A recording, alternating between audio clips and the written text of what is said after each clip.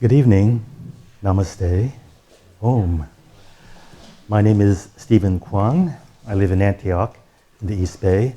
And tonight my presentation is on the topic of Tao Geomancy, and specifically geopathic stress and how it affects your life.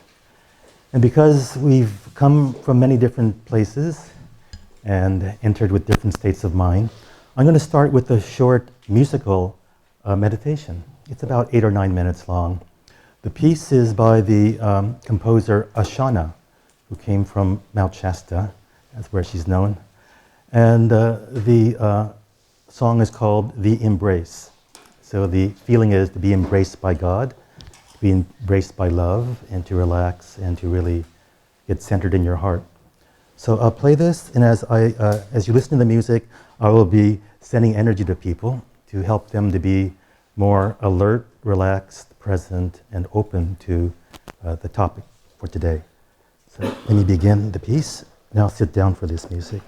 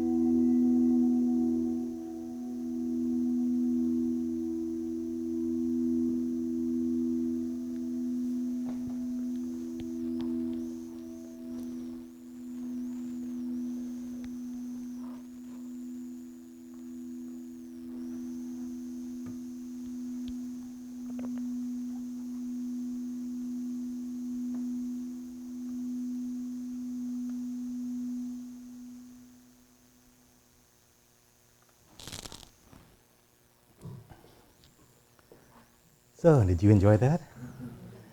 It's relaxing music. And if you fall asleep, it's fine. You still get the benefit.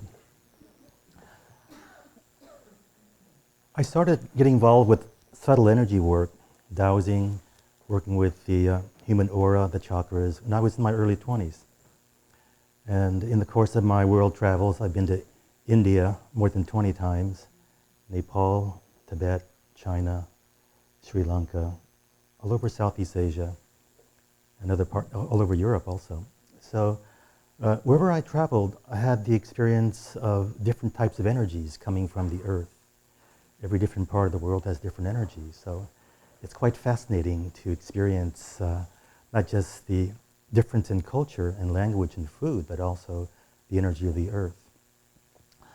But I began a more serious study of feng shui, the art of balancing environmental energies, in the mid-90s. I bought some land near Mount Shasta, and I was planning to buy a house. So I thought I should get some professional level training so I can have my house have good energy. So I studied feng shui and vastu, starting back then, in the mid-90s, and then I got certified as a feng shui practitioner, early 2000s. And then later, my feng shui master, Dr. Jess Lim, began to teach geomancy, the Chinese version, which he coined Tao Geomancy. He's sort of a Taoist, so he wanted something proprietary and unique, so he called it Tao Geomancy. But geomancy really has been practiced for thousands of years in China, and not just in China, but in Europe, South America, India. Every ancient civilization has had their form of working with earth energies. But in China, it was developed as part of their Taoist philosophy and culture. So there are many feng shui masters who don't really teach this, just because it's more esoteric. You have to feel and see and know about energies to really work with this. It's not about the physical things in life, like moving furniture, placing wind chimes here and there, things like that. It's working with energies coming from beneath the ground, energies from outer space, energies coming from the spirit world, spiritual beings, ghosts, entities, things like that. So it's a subject which people might be afraid of or don't believe in. But if you're into it, then it's one of the most fascinating studies. And in the course of these studies, we discovered how much influence the earth energies have over our health. So that's going to be the main topic of our presentation this evening, how geomantic forces, earth energies, really affect our health. So we'll go to the next slide, and I'll read along with you. The information in this presentation is actually on one page of my website. It's called Geopathic Stress in Your Health. So I decided to extrapolate that one page of information to a presentation because it gives me a basis for talking about the entire spectrum of geomantic studies and practices.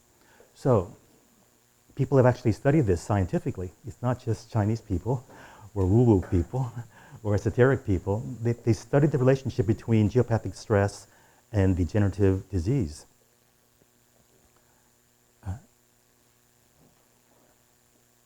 And they discovered a very high level of correlation, like 95%, between sleeping over an area of geopathic stress and major illnesses and psychological problems. So we have many different sources of these kinds of influences. The natural electromagnetic grid of the Earth, man-made grids caused by high voltage power transformers. And there are names for these lines and energies, Hartmann lines, which run from south to north and from west to east. Curie lines run diagonally from southeast to the northwest and southwest to the northeast. And the Becker lines run north, south, east, west, but they're more widely spread apart and they have more energies. So these lines have been discovered and verified by scientists and researchers, and not just people working with subtle energies. Stress can also be caused by earthquake fault lines. You might be living on top of an inactive fault, but the tension and stress from different plates of rocks thousands of feet beneath your home can actually create energy fields, which are very disturbing to your sleep. And just having underground tunnels, natural or man-made, caves, construction site excavations, sewage pipes, underground streams are very common. Mineral deposits of various types, gases, rocks that are radioactive, and other things that are very strange and still inexplicable. We don't know what causes them, but they are disturbing. There's this place in Santa Cruz, what's it called? The something spot. The mystery spot. So if you go there, you walk 6 feet over and you're 6 inches shorter, and golf balls roll uphill, and you get dizzy and very disoriented because there's something underneath the ground. Could be a meteor, which is causing some kind of anomaly there. So it's very disturbing to your orientation and balance. Okay, cosmic influences from the planets and from outside of our solar system. You know, some Russian astronomers have made some discoveries, and this was discovered maybe 10 or 20 years ago and verified by astronomers and scientists, astrophysicists in the West. The sun is moving around the center of our galaxy very slowly, and about a few decades ago, the sun entered into this part of the galaxy which has a greater density of protons, and it's causing temperatures in all the planets in our solar system to increase in a dramatic way. So increases which would normally take hundreds and thousands of years are just taking 5 or 10 years. So there are definitely cosmic influences coming from outside of our solar system, which are influencing the magnetic field of the Earth, the ionosphere, and everything else. It's not just astrological influences, but really outside of our solar system. And then trauma and instability from billions of years of Earth changes. So who knows what happened underneath your house 100 years ago, let alone 1,000 or 10,000 or 5,000. And studies have shown, excavations have shown that wherever there are big cities in Europe or in Asia, cities have been there in the same place for thousands of years, 5,000, 10,000, 20,000 years. And in Europe, typically people would bury their family members and their relatives in their backyard or their front yard. And if you go to the William and Mary Church in London, this big museum, they bury some of their top generals inside the church. So there's all these dead bodies everywhere, and we don't know if our house, our bedroom, our office is built on top of some gravesite that is so old there's no physical remains left. But we can find these through various techniques of geomancy. So humans, machines, waste products, things like that are also obvious sources of geopathic stress.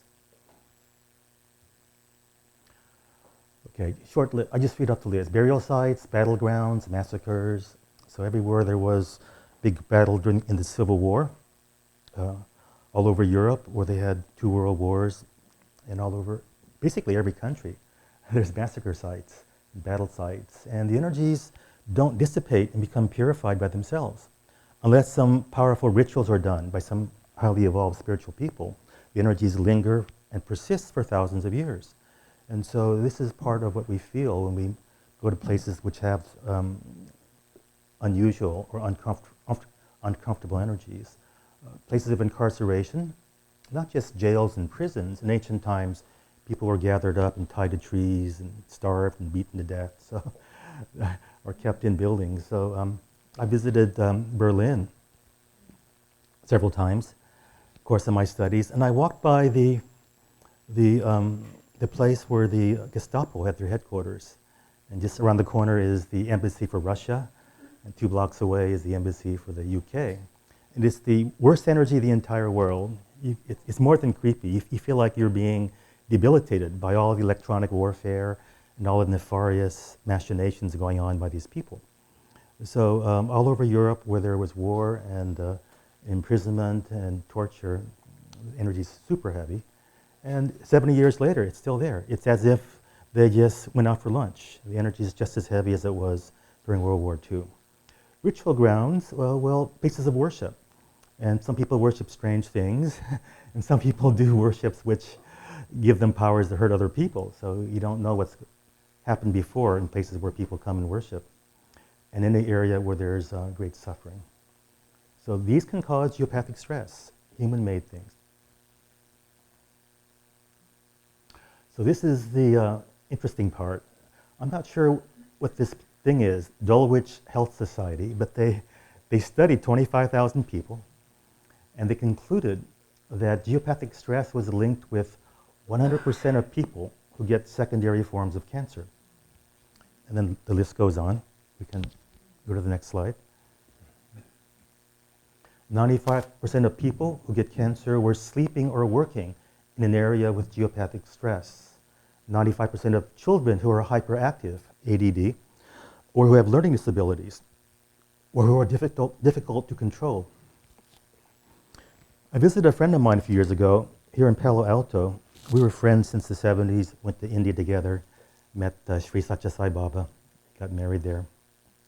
And then I heard from mutual friends he was dying of cancer. He had stage 4 cancer. He had surgery, chemo, radiation. He had a good part of his intestines taken out. And he was on hospice care and getting morphine drip to alleviate the pain. So I went by to say hello and pay my respects to him. But I dowsed where his bed was. And his bed was right on top of 2 water lines crossing. They can cross at different depths underground. So exactly where these 2 lines cross, there's a vortex created by the moving water. It's a counterclockwise kind of spin or movement, and it's debilitating. It makes you weak, and it creates or results in degenerative diseases. So it was a bit too late to move his bed or change houses because he was already near the end. But we were able to help him have a peaceful passing, and at the very least, the last few weeks of his life, he moved his bed to a different room, and he had less of this stress. It was very palpable. You just sit down on the bed where the water lines were crossing, and you would just feel drained and exhausted, as if you had just run a marathon and were dehydrated as well. AIDS, 95% of people who get AIDS are sleeping on top of geopathic stress. 80% of parents or caregivers who abuse children. Somehow this stress creates some imbalance to their mind and their emotions, their sense of morality. 80% of divorces involve, spelled wrong, one or both partners experiencing geopathic stress. 80% of couples who cannot conceive children naturally are sleeping or working on top of major geopathic stress. So as we go out through this list, we can just think of many people, including ourselves, family members and friends who are in these categories of people. And it could very well be that geopathic stress is a contributing factor, or even possibly a primary factor. And we won't know unless we check. So if you're skeptical and you don't believe in these things, it's fine. But if you are open-minded, you'll at least test it, see if it's true. And if it's true and you're able to get relief, it can be the most significant transformation in your life. You wake up, you have more energy, you're more creative, you're a nicer person, you have better relationships, you're more creative, you make more money, and you're able to have a better life overall. That's the reason why to get rid of it. It's not good for you. Miscarriage, 80% of women. Crib death, 80% of children. Post-viral fatigue, 70% of people. And food allergies. Now, there are many causes of food allergies, but this is, after interviewing 25,000 people, they found a correlation. 70% of them had geopathic stress in their life. Fatigue, weak immune system, depression, nervousness, loss of appetite, common symptoms. More, digestion problems, allergies, insomnia, circulation problems, muscle cramps, grinding of the teeth. So when our body is thrown out of balance by these disturbing natural forces, all these symptoms arise. And of course, there are many causes of any of these symptoms. We're not saying geopathic stress is the only cause, but is a major contributing factor, according to this research. And children are just more sensitive to energies in general. This is why the radiation standards for kids, for cell phones, and for actual radioactivity is a much lower threshold because of cell mitosis and other factors growing. bedwetting, and crying by babies. So once again, there are other reasons too, but there's a link here. Fortunately, there are things we can do. And some of the things are relatively simple. It's like moving your bed or putting something on the ground to block the energies. But sometimes things are so intense that the best thing you can do is actually move and not live in that house or that apartment, because some things are incurable as far as earth energies. It's so intense, so powerful, so pervasive that if you clear the energies underneath your own house, your neighbor, the left, right, front, and back, the whole community, the whole housing tract is on top of a field of very negative energy, and you really can't do your whole neighborhood. And if you just, if they are the cause of most of this stress. There are instruments as well, and in our workshop tomorrow, we'll be using the human body, which is the supreme instrument, and we'll be using what are called dowsing tools, which are extensions of our mind for us to identify what type of stress there is, the intensity of the stress, and whether we are actually able to change it, to make it less negative and less effective on our body. I found this quote from Albert Einstein: "It's the height of ignorance to form an opinion about something which you have not actually studied." So I like to quote this because when I give lectures on astrology, which is my main work, all these scientists in the audience will say, "Well, we're scientists. Why should we believe in astrology?" My retort is, "Have you actually studied it?" No. And every year, all these Nobel Prize winners and scientists will buy a full-page ad in the New York Times every other year. And they'll say, "We are the leading scientists of the world, and we think astrology is superstition, and people should just give it up and not believe in it." And if you interview any one of these people who signed this document, not a single one has actually studied astrology scientifically, which means hypothesis testing, replicable results, things like that. They're scientists, but they haven't studied astrology scientifically. So Albert Einstein is recognized as a great scientist. So he says, okay, let's back up and let's not form an opinion before we actually study something. Then, finding the problem is pretty easy. What can we do about it? And there are many different remedies which we can do based on your level of ability to work with energies and also your budget for buying things, buying tools, because if you can't do it yourself, you have to buy something which will neutralize the energy, a tool, or have somebody come over and actually do it at a professional level.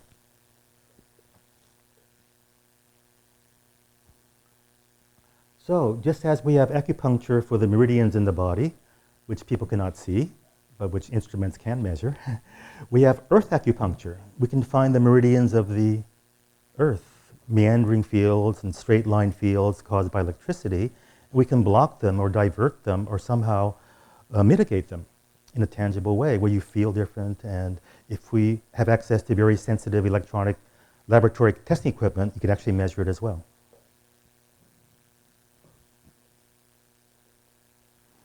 And some of the tools which we use are copper tubes. You can buy these copper tubes that are maybe 3/4 of an inch wide, and use a dowsing tool to find the line and the exact point on the line, which will react when you hammer this tube into the ground. And so I've done this many times, and sometimes the earth, the soil, gets 20 degrees hotter, like within a few seconds.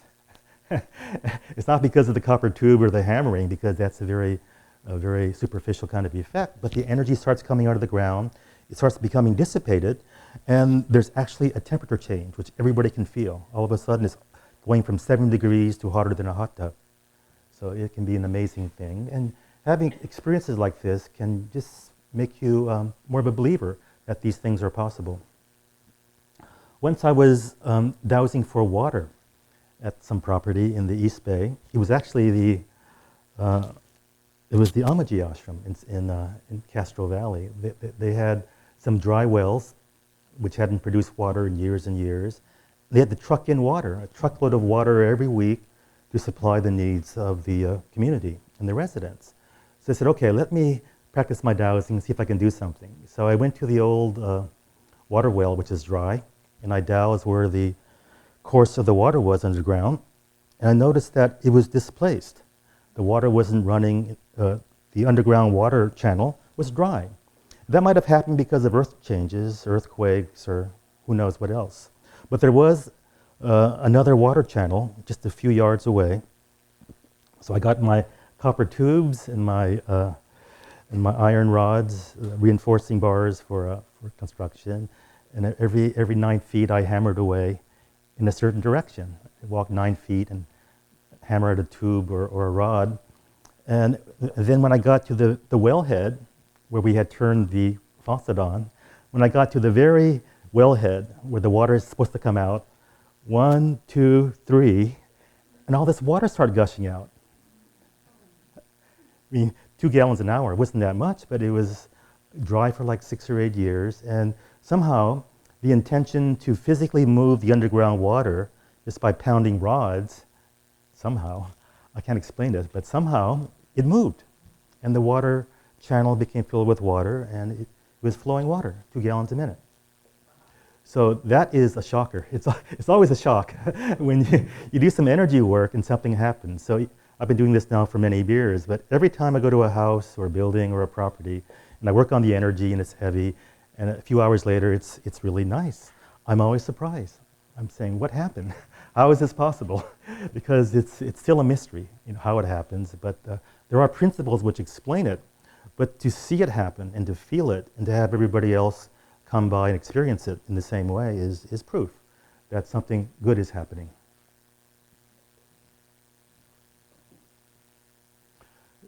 Most types of stress can be reduced and in some cases eliminated.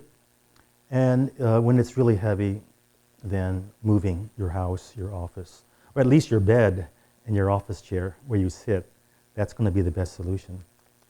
There's a saying in China, man is not greater than nature. So we can work with nature and we can sort of adapt to what nature is giving us, but we can't really overcome nature.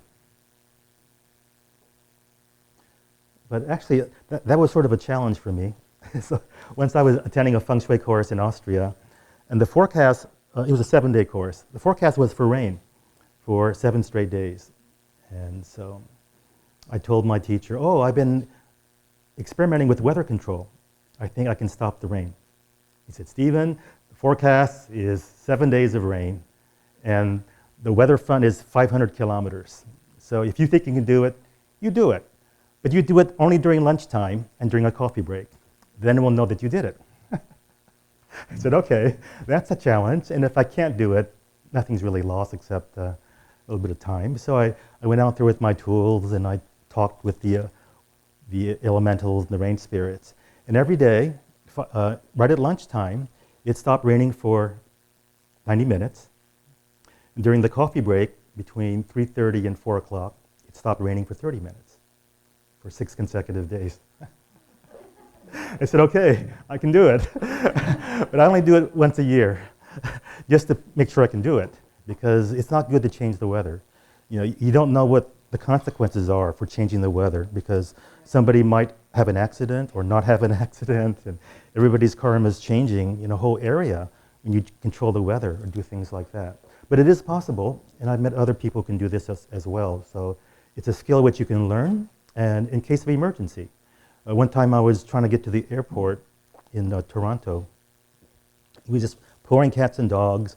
We couldn't drive more than 5 miles an hour because we couldn't see. We were in the countryside, dirt roads. I said, okay, if it doesn't stop raining, I'm going to miss my plane. Then I have to wait a day in Montreal or something. So I said, okay, let's do the prayer to the water spirits and God and angels. And within a few minutes, it stopped raining. So another anecdote. Not proof, but it gives you encouragement that these things are possible. Okay, so when you finish a project, a land cleansing project, you feel lighter, happier, calm, more alert, higher vitality, greater sense of peace and harmony with the environment. And I think, if you can feel at least some of these things or most of these things, you would say it was worth it. And if you feel nothing, that's very, very unusual. It could be that most other people can feel something and you're the one that doesn't feel anything. So just because you don't feel energy doesn't mean something didn't happen. Because if most people can feel it and say, wow, big difference, then it's something happened. And it's your level of sensitivity which needs to be improved.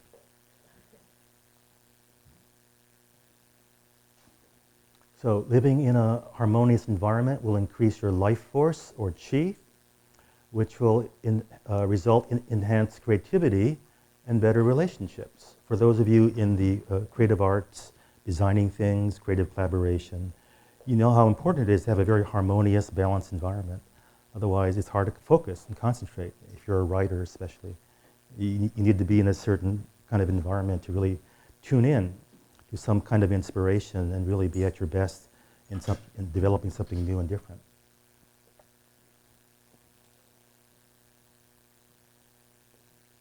And besides what's coming from the ground and from the space around it, the energetic influence of the previous inhabitants. So my teacher, Dr. Jess Lim, has said, when you move into a new house or office, you will imprint that building with your own energy and with your family's energy in about 6 months. And then that imprint is reinforced every day because you're living there and radiating energy from your body. So when people have lived in a place for decades, generations, then their energetic records, the so-called Akashic records, are anchored in stones, especially with granite, which is half quartz crystal, in hardwood, which is used for the frames of doors very often, or on doors, hardwood doors, and even other things that are relatively soft and not really hard, have some kind of ability to retain energetic records. So when you move into a house, people often burn incense, sage, ring a bell, singing bowls, play music, spiritual chanting, Vedic chanting, Buddhist chanting, as a way to clear it. But it doesn't necessarily clear the earth energy. So I've been to places where they had priests come from India and chant for a week, and it felt fantastic. Then after a week, the energy just dissipated, because their energy from chanting only penetrates about 2 or 3 meters into the ground. And the sources of geopathic stress could be hundreds of meters or even several hundred meters beneath the ground. So unless you project energy deep into the earth using certain tools like inverted quartz pyramids, then you're not going to be able to dissipate that really intense energy field, which is anchored to something granite or quartz or some other kind of rock beneath the surface of the earth, far beyond what you think is a radius of influence. Pyramid. So I have here a pyramid.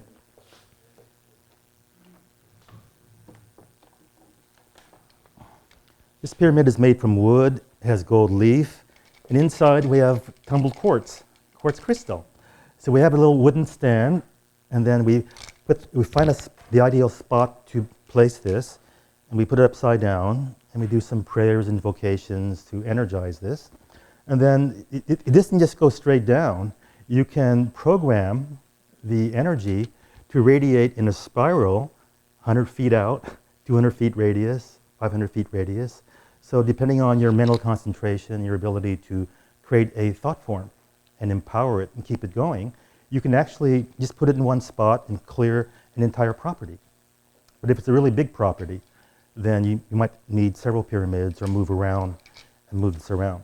So we'll be doing this to a certain extent at our workshop tomorrow. I brought some quartz pyramids, which are smaller, and you can move them around and work on several smaller spots at the same time. Yes, so, okay.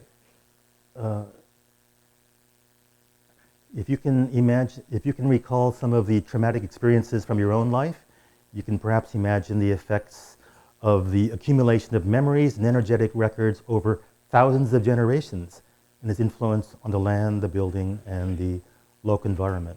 Especially if you travel to countries where people have been living in a city or a town for thousands of years, then it's very, very noticeable.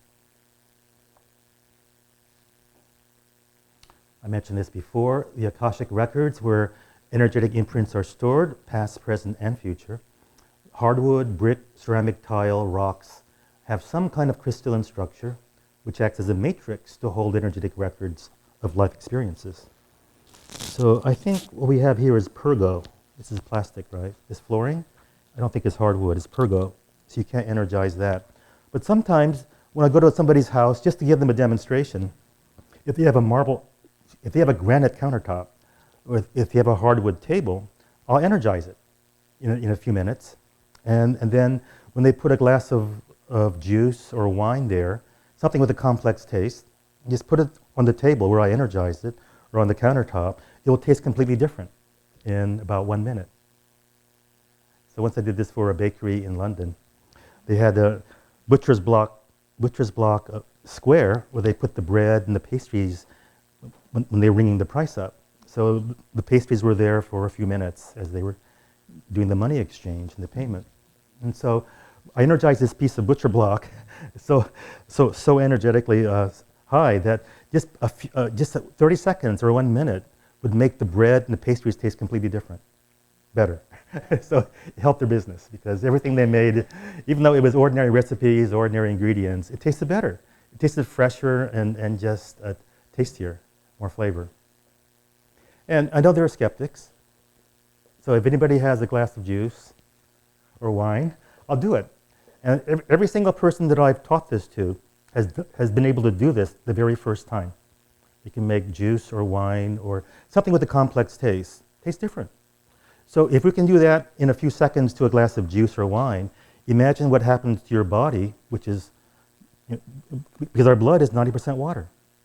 And it's somewhat crystalline in some ways. So if we can change the vibration, the taste of water and wine in a few minutes, we can certainly change the vibration of your body and increase its vitality using the same techniques as that are parallel to geomancy work.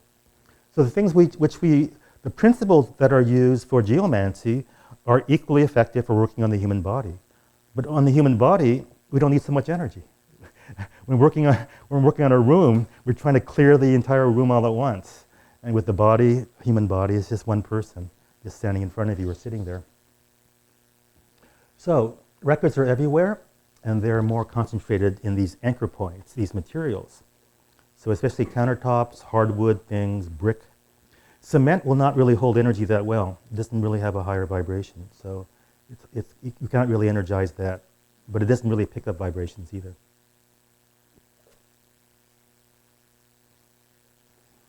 So just a repetition of what I said: window frames, wooden beams, fireplace stones, kitchen countertops that are made of stones. And even the nails hammered by carpenters will retain the energetic imprint of the workers. So I'm sure many of you have had your houses remodeled or visited places where there was remodeling, and they're listening to some kind of strange music, and they're smoking, and they're yelling at each other and telling crude jokes, and they're hammering. And that's your bedroom or your kitchen. So all these imprints from these carpenters, these workers, are hammered literally into your house. And it doesn't necessarily go away just by burning incense and bringing bowls or crystal bowls or Tibetan singing bowls. You need more intensive energy work for clearing this type of imprint. It's like somebody, a mother can yell at a child when it's very young, and the trauma will continue for decades, maybe lifetimes, if it isn't healed. So likewise, when there's anger or any kind of strong emotion, then the imprint will be there more or less indefinitely, because the rate of attrition, dissipation, is very, very slow. And there's more energy, more emotional energy especially, put into words or into some that are accompanying some kind of action, like hammering. Okay, so this what I said. These energies continue to affect you for better or for worse. And if you are in a place where there's meditation, worship, and chanting, and prayer, then the vibration is raised and it stays high. So you can enter a sanctuary of most places of worship, any religion, it's a higher vibration. You feel light, you feel closer to God, you feel more ethereal, you feel more spiritual, and less burdened by the material existence, the physical body. So music, bells, incense, sage, chanting mantras, not good enough for earth energies. I already mentioned this before, got ahead.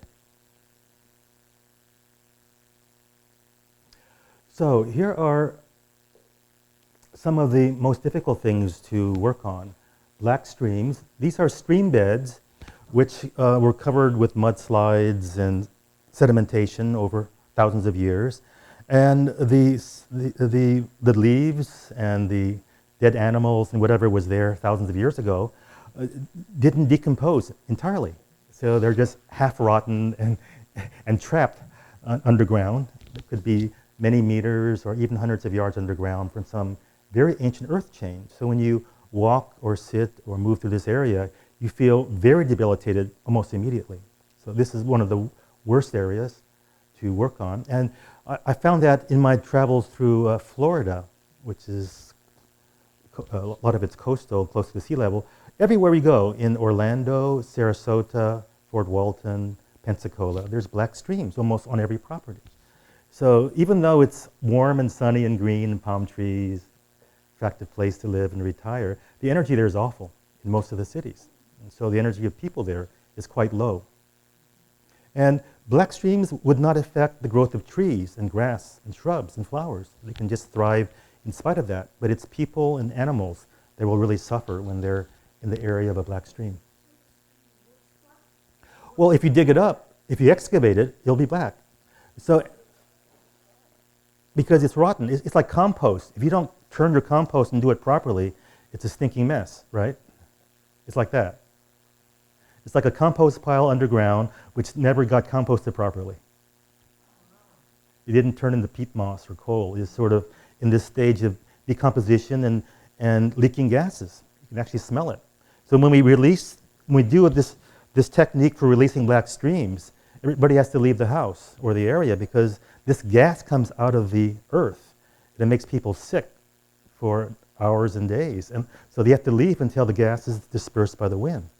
So we hammer a rod into the earth, this gas comes out of the ground and it's released, and then we can block it and clear it and energize the thing. So the black stream, clearing the black stream? Well, apparently, indefinitely. Once the energy field is transformed, then there's not much left, maybe some small residue. So we can't release 100% of anything. So maybe 2 or 3%, 5% is left, but most of it's gone. And you feel like this is high energy land again. Yes? I didn't, yeah, the whole area is like that. I mean, some areas are not as intense, but I taught a course on Tao Geomancy there last year in February 2018. So I was there for 8 days. We drove around the area, and it was horrible. So people that are used to living in a normal environment will really suffer when they go to Florida if you're sensitive to energy. It's an extreme case. Hawaii also, and Indonesia, Malaysia, all these tropical places have a lot of black streams. But even Mendocino, I did a project for a friend who lived outside of the city of Mendocino, and her whole, she was living next to a golf course, and it was next to this little valley, but the whole area, the entire housing tract of 10 townhouses was on top of a black stream. So clearing the energy under her house helped a little bit, but as soon as she went outside, walked to her car, she was in that field. So the best solution for her was to move, and she actually moved because she realized there was no way to really improve this on a permanent basis. So once you get used to living in a high energy place, then you want to continue to live in a high energy place. And if you go home or to the office and it's horrible, then it's really affecting your health and the overall quality of life. We have to go back one, yes. Ghosts, imprisoned elementals, these are the beings that embody the elements, earth, air, fire, water, space. Curses, spirit possessions, when combined with geopathic stress, can make a building or property almost uninhabitable. So yes, a lot of houses have ghosts. In fact, most houses have ghosts because of some history or lower vibrations there. So this is more difficult. This is not really working with earth energies, but if you're going to clear the earth energies, you may as well work on the spirit energies too.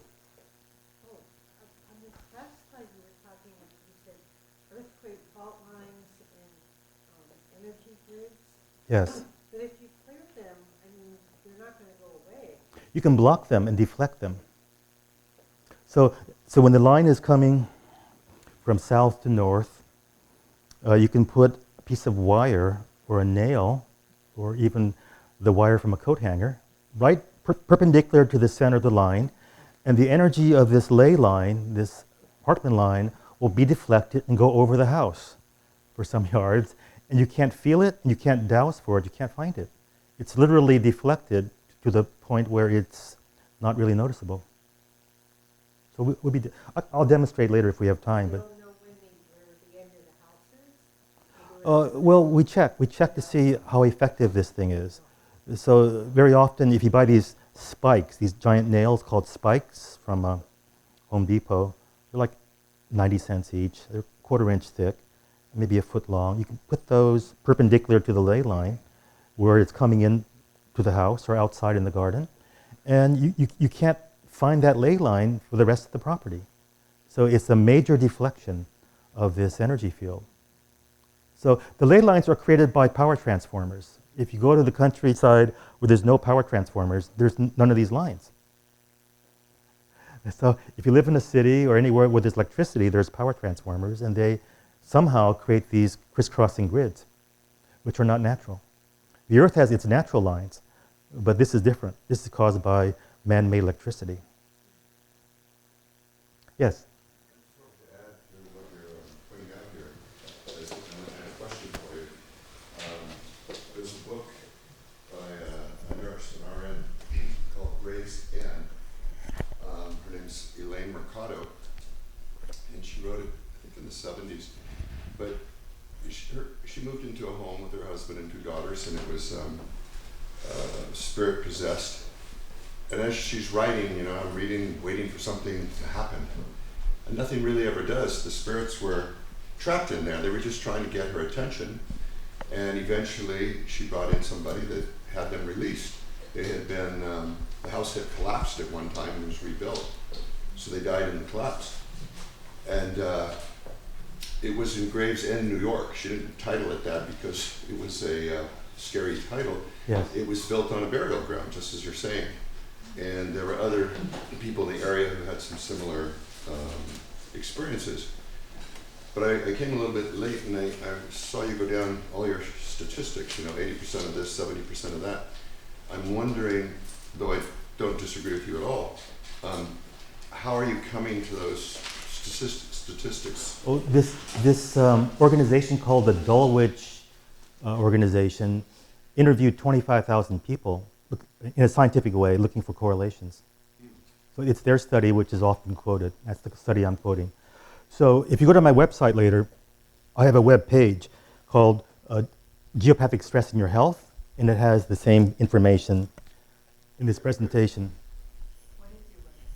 It's Geotisha. My brochure is back there. And it'll have my website, my phone number, my email. You can just pick it up later.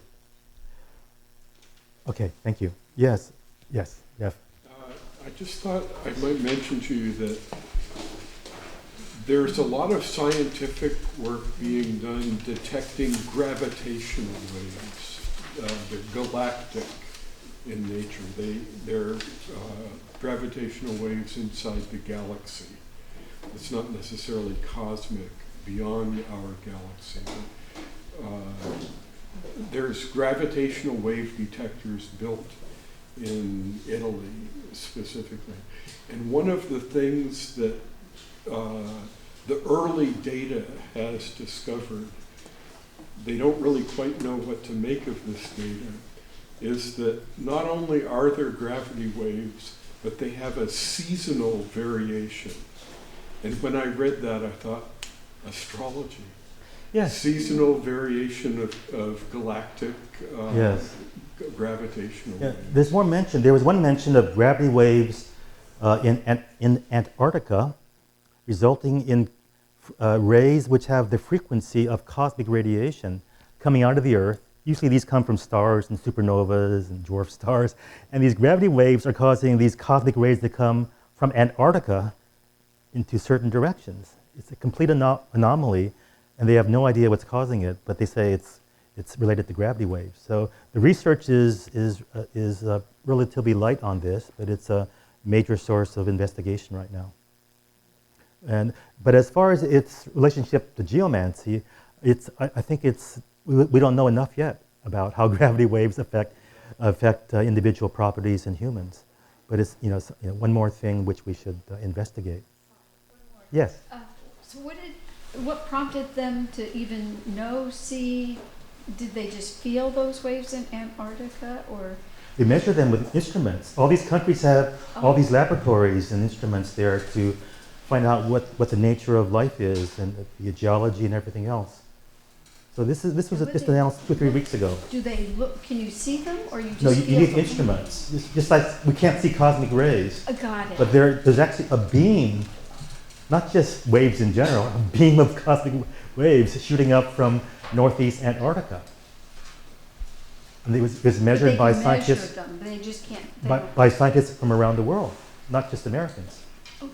So there was the international observation team said, "What is this? Cosmic waves coming out of the ground from Antarctica." Big mysteries. So specialized training and techniques are required. Some things you can do with almost no training, but you need specialized training for difficult things. So tomorrow's workshop will be focused on that. Next one. Power spots, energy centers, and vortices are found in every house and property. Some of them exist naturally, and some of them are actually generated by people who live there. So typically there's a power spot called the heart center in the physical center of a house or a building. It may not be very strong, but you can actually activate it. You can make it stronger with your intention, with prayers, invocations to spiritual beings.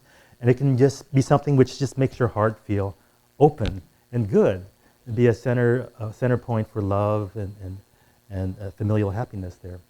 There are spots for health, spots for creativity, spots for enhancing prosperity, and all kinds of different spots. Spots for male energy, boosting your testosterone, spots for female energy and fertility and things like that. And if these spots and vortices aren't that strong, you can actually create them and make them some kind of a permanent vortex. So this is something which is at the higher levels of geomancy.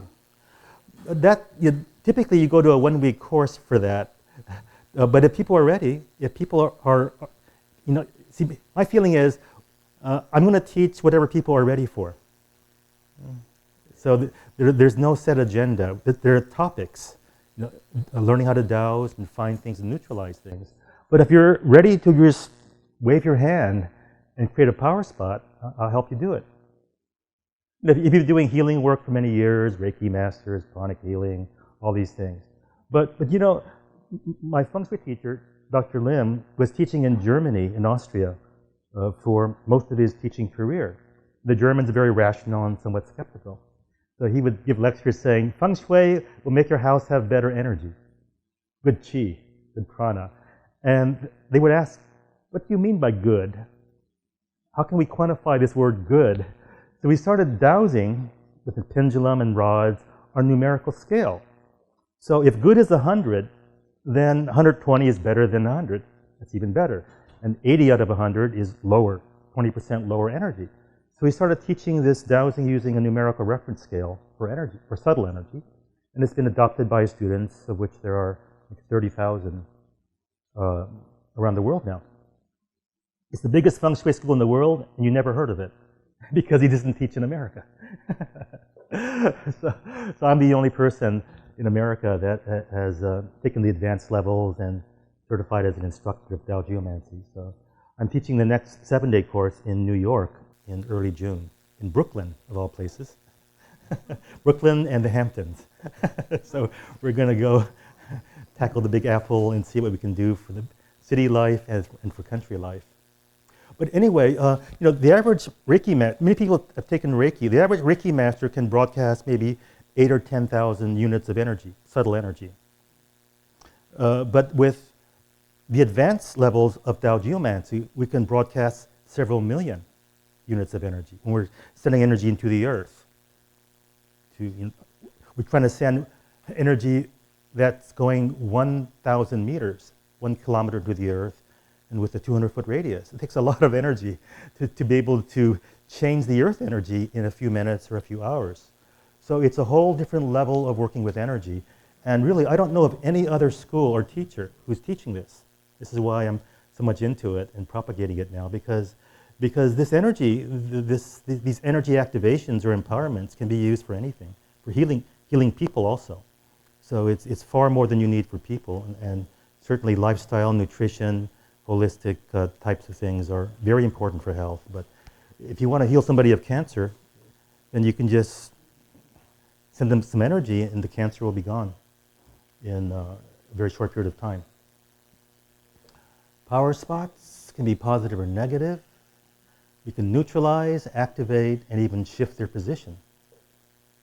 So you might have a nice vortex, but it's next to your chimney or next to a wall, and you'd rather have it in a place which is more convenient for a display cabinet, for pictures and flowers and vases. So you can actually move it and re-anchor it in a different part of the house, which seems far-fetched, but people are doing it.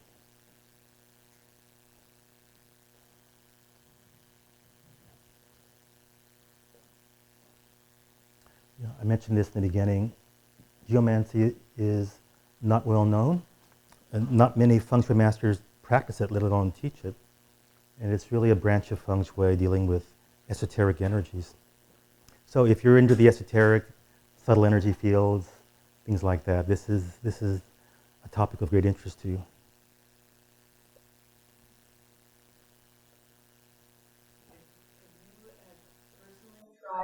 This with your family or friends, as far as you using your energy to help facilitate healing? Yes, so I do healing as well as feng shui and geomancy. They're entirely related. You tune in, turn on the energy, and not just turning on the energy, but what we need to do is diagnose what is the root cause of any condition. And for modern allopathic doctors, diagnosis is the most difficult thing. So if you see a regular doctor, general practice, family physician, they will send you to a specialist and get blood tests and x-rays and lab tests because they're unable to diagnose you with their level of training. They don't feel confident, and they're afraid of malpractice. So they'll give you like 6 different tests and all these scans because they can't do it. But your typical traditional Chinese doctor or Ayurvedic doctor or shaman or energy worker, they can just look at you and tell what's wrong with you. It'll be accurate. It is intuition. But if it's reliably accurate over thousands of people, then you can use it with confidence that you're going to be right almost all the time. One of my friends visited this Ayurvedic doctor who is associated with the TM movement. I think his name was Trivedi, Dr. Trivedi. Maybe some of you have heard of him, Dr. Trivedi. This is decades ago, very famous. So he took her pulse, he closed his eyes, and he said, "Oh, I know what's wrong with you. You had a car accident 13 years ago, and you hurt your left knee, and it never recovered. So I'm going to give you a pill and a program which will heal you of the memories of trauma and all the interrelated consequences of that accident." And she took this medicine, followed the protocol, and she was healed in a few days of this chronic condition. So likewise, people with chronic conditions for years can be healed very, very quickly with energy work. Besides near the end now, besides feng shui, I studied the Yuan method of instant healing from this Shaolin master, Dr. Cam Yuan. And he would visit a city, rent a room, and give a talk and try to promote his weekend courses, which were kind of expensive. He said, "Whoever has a problem, come on stage and I'll work on you. I'll demonstrate the technique and prove that it really works." So so people would come up with sciatica for 10 years, frozen shoulders, scoliosis. In almost all cases, there was substantial improvement or complete healing in about 5 minutes. So it was such an amazing thing to witness that I began to study with him and to learn this technique as well. So there are many miraculous supernatural things possible, and some people are teaching them, and some people are doing it. What caught my attention, what one healer from China mentioned, he experienced with the people he helped, that if they don't change their interior attitude toward life or whatever was affecting their illness in the first place, that he can heal anybody, but they'll be back if they Exactly. don't change their... Same with spirit possessions. People are possessed by ghosts or bothered by ghosts or spirits, get attached somehow. It takes a few seconds to chase them away. Almost no effort at all. But they'll come back, or their cousins will come back, and their second cousins, because the person's vibration hasn't changed, their house vibration hasn't changed, they have no spiritual practice, they've done nothing to make their body vibration and their house vibration different.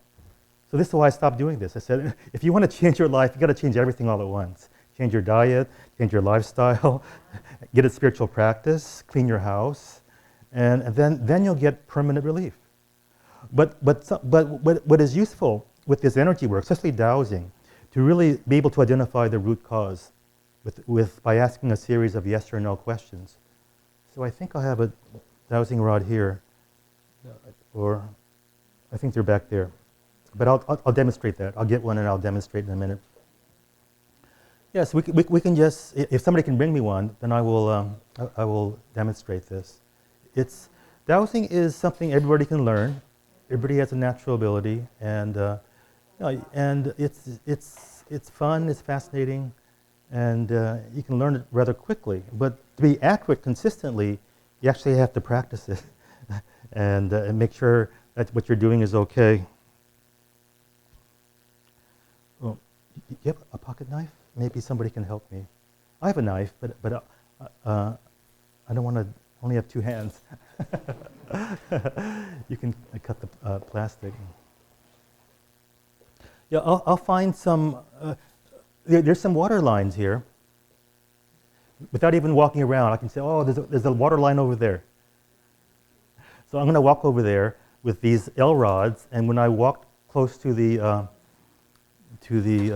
where the water channel is underground, the rods will just change directions. So,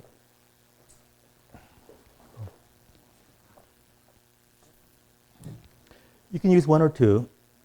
If you don't have one, you can get a coat hanger, cut the bottom out, bend it, so it's like this. These are either bronze or brass or copper, depending on who made them. But you hold it like this loosely, so it's able to swing around. But also, we have some control, where if you want to keep it level, pointing straight, you can do that. But it's free to swing left or right relatively easily.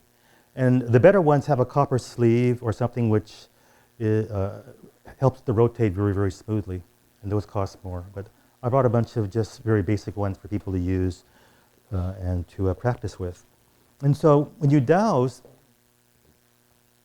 the instrument is just going to reflect or indicate what you're able to perceive with your mind. The instrument doesn't know anything. It doesn't have the answers. You have the answers, but you're programming yourself to have this thing move. Your muscle's going to twitch slightly, either left or so it moves left or right. And when it moves in a certain direction, it means yes or no. And when you use two of them, they either open up or they close, depending on how you program it. So basically, learning how to dowse involves programming yourself to be neutral, to have no anticipation of what the answer should be, and to sense something, feeling subtle energies, and also to ask a question, which has to have a yes or no answer. It cannot be a complex compound question. It has to be yes or no. So I can walk over there, I can say, when I walk over the center of this underground channel, my rod should move to a certain direction. Okay? So I've already sensed there's something over there, so I'm going to walk over there, and you can see me do it. And anybody who wants to try, you can do it also, because it's very, very tangible. It's like some force just sort of takes over, and the rod moves. And it's not some spirit possessing you. It's not the devil. It's not unchristian at all, because a lot of things were going on in those early days which have been suppressed for the sake of controlling people, take away their freedom and their power. But, reincarnation was taught openly.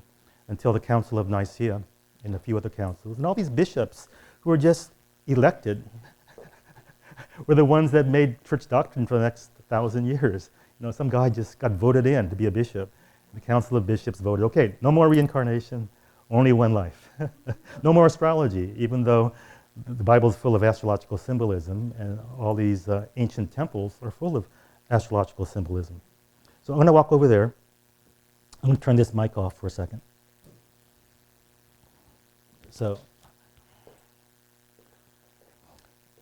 I told you when I get over here, around over here, it's going to move, okay?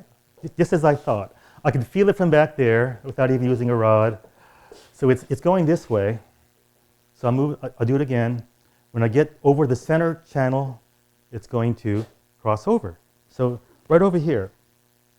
And then the other proof is muscle testing. We can have somebody, let me see. So the water's flowing this way because I can just face this direction. I feel water coming this way.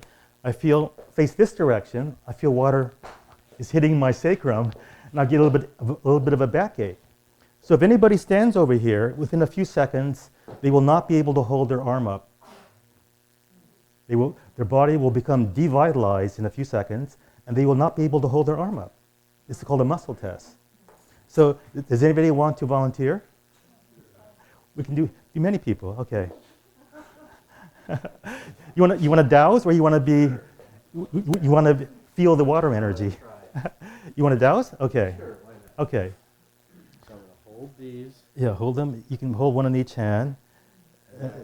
You walk this way, because I've already said the water channel is flowing this way, and it's strong enough so we should be able to feel it. Yeah, you're good. Okay, and you ask the question. Show me me the water. Yeah. Show me the energy. When you get close to the middle of this channel, these rods should move.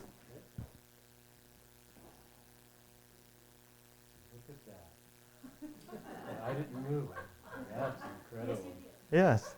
Okay, now, stand over here. This is a safe spot where there's no water energy. Yeah. Over here. This is neutral. Put your arm up. Mm-hmm. And I'm going to press down momentarily, and you resist. No, resist. Okay, that's your normal strength. Yeah. Okay, now stand over here, right over here. Just God, nothing there. no. Stand over here and just turn slightly. Now you're standing a little bit more. Facing the water. No, This way. yeah. Okay. Now you're right on top of the water channel, and the water is coming from behind. You feel anything? I can feel it a little bit. Okay, so show me your strength, normal strength. Resist. Oh God, there's nothing Okay. there. All right. Nothing All right. there. Once again, be strong. Resist. Okay. I'm going to press momentarily. Nothing there. And if you think I'm Water. pressing harder, Water. we'll just get a book. Mm-hmm. We'll just get a book, so it's the same weight every time. Yeah, same weight. Yeah, there's So nothing there. very Just good. So you able to feel it? Yeah. You able to first time dowsing Sure. ever? No, First time? I've done some rudimentary dowsing Okay. with crystal Yes. and Okay. stuff like that. Yes. Nothing fancy. Yes. Okay. Yeah. Well, it'll still weaken them because it's flowing and it's more dramatic when it's hitting your sacrum. But we'll do it. You can Yeah. face that way. Let me face this way. No, a little bit more. Okay. Okay. All right. And I'll get off. Okay. All right. Okay. Show me. Resist. Resist. Nothing there. Resist. Yeah, and somebody else can push. Doesn't have to be me, because I'm pushing with the same amount of weight. At least I'm trying my best to. Yeah. Okay. All right. Thank you. So the ones that have a copper sleeve are the ones that are easier to balance. So, don't you have to strengthen him again once he gets off, or? Yeah. Okay. You're strong. Seriously. I mean, it takes a few seconds, or maybe a few minutes to regain your strength. But he's relatively healthy. So when he walks around and gets away from it, he'll be fine in a minute or so. He's not going to be debilitated from standing on it for like 30 seconds. Otherwise we'll always be debilitated. Everywhere we go, there's negative energy. So does somebody else? We'll look for something else. Okay, we found a water line, supposedly, and now we want to block it. Let's say this is your bed's on top, and you can't move your bed. You have a small bedroom. So what can we do? Well, we can find where the, let me think. Actually, there's a different technique for that. And the simple technique is to place something on top, which will actually disperse the energy. So I'm going to go back there, or maybe somebody can help me. Just the wooden circle thing, the Triskele, it's called. Yes, can you bring it over here? Yeah, so water lines are the most common and one of the easiest to deal with. This is a Triskele. It has 3 sections, and the angle of these sections is based on the latitude where a person lives. So it's a very precise sacred geometry kind of thing. So the Celts or the Druids had this as part of their esoteric earth energy work. And this was designed by a European geomancer, Dominique Sousani. He's either French and teaches Spanish, or he's Spanish and teaches French. I'm not sure. But with his name, Dominique, he must be French. He's teaching French in Spain.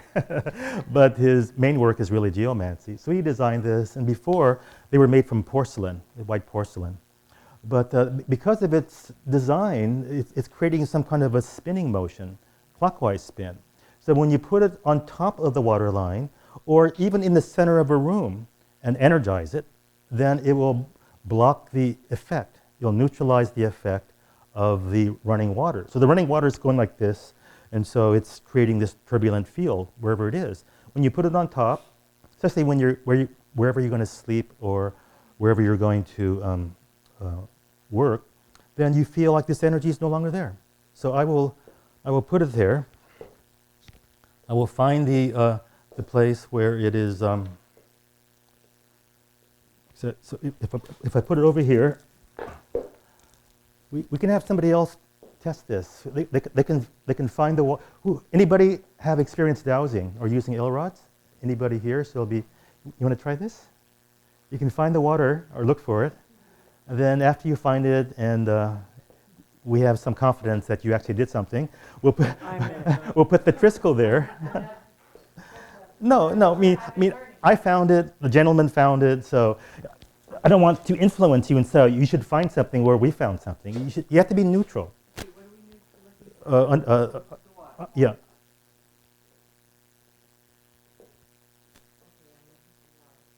Yeah, so when you get to the center of the channel, the thing should move. Okay. You had a little bit of a delayed reaction, but you got a reaction. Once you, no, it took you a few seconds. You walked past it, then the thing started moving. So once you start from that corner and walk this way and look for it again, and just be more.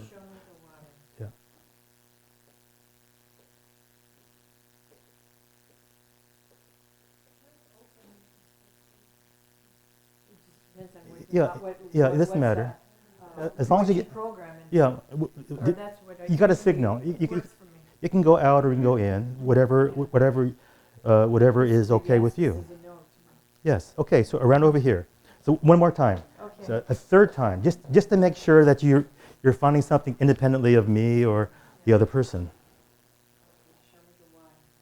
No. When you sense the middle of the channel of the underground stream, then your rod should give you a signal.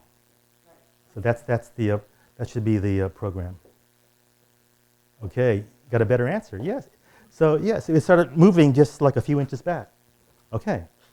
All right. So you were pretty consistent. You were within like a foot or two. Mm-hmm. So let me put this down. Okay. What's that called again? This is called a Triskele. Tri for 3. Triskele means a 3-part circle. Okay. Now we're just sensing. Look, the same question. No, looking for the energy field from the center of the underground stream.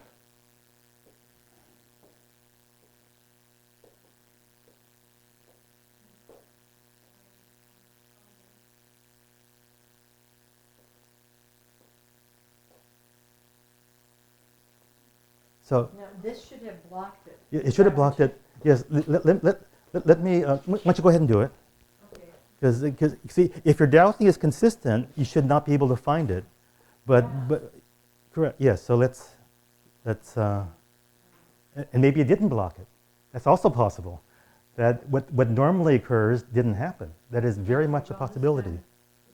It's neutral. Okay, why don't you back up again? This time I'm going to energize it, the activation, which is special. So I'm going to make this 100 times more powerful, to spin energy all over the room for 100 feet in every direction.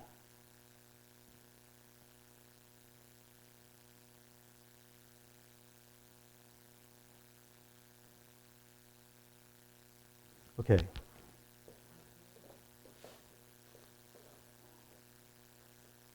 And if you're sensitive, if you put your hand on the floor when I do that, your hands will tingle.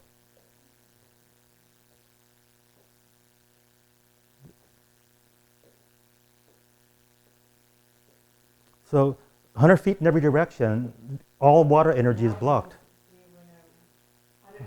Oh, it's supposed to go in all directions. Yes, yes. Yeah. So okay, all right. So you shouldn't be able to find water anywhere now, because I created a thought form which is anchored to this tool, which will be there indefinitely until we move it, or somebody buys it. And then it's a simple remedy. So you can just get one, put it in the center of your house, and basically the entire house can be protected if it's activated. If it's not activated, it's just very local. You just put over one stream. He's gonna look all over. Okay. Okay. Very good. Very good. All right. Thank you. And can somebody bring me the Flower of Life poster?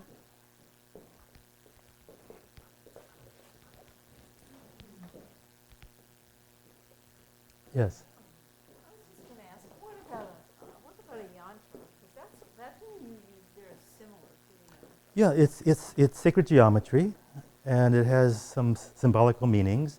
But the fact that it's symmetrical, so this is called the rainbow flower of life. So we have rainbow colors, concentric circles, flower of life in the center, and some small flower of life ones around it. So it's just an artistic rendition of the flower of life superimposed in the rainbow. But intrinsically, just off the printing press with no activation, it's going to have 800 units of subtle energy. So the average person, let's say if you're healthy, you have 100. So if this has 800, it has 8 times more than the average person's general radiance field. But then with Tao Geomancy, you can activate this to a much higher level. So can I have a second one? This will be the control. So you can sort of tune into this. This is the one with no activation. So whatever you feel, memorize that. Rainbow flower of life. Yes, so whatever you feel, just relax. So you feel something or nothing, whatever you feel, just memorize that, okay? All right, and then I'm going to take this one and energize it. So if that one's 800, I'm going to make this 10,000. Nice round number. And we'll see if anybody can feel the difference, then you should.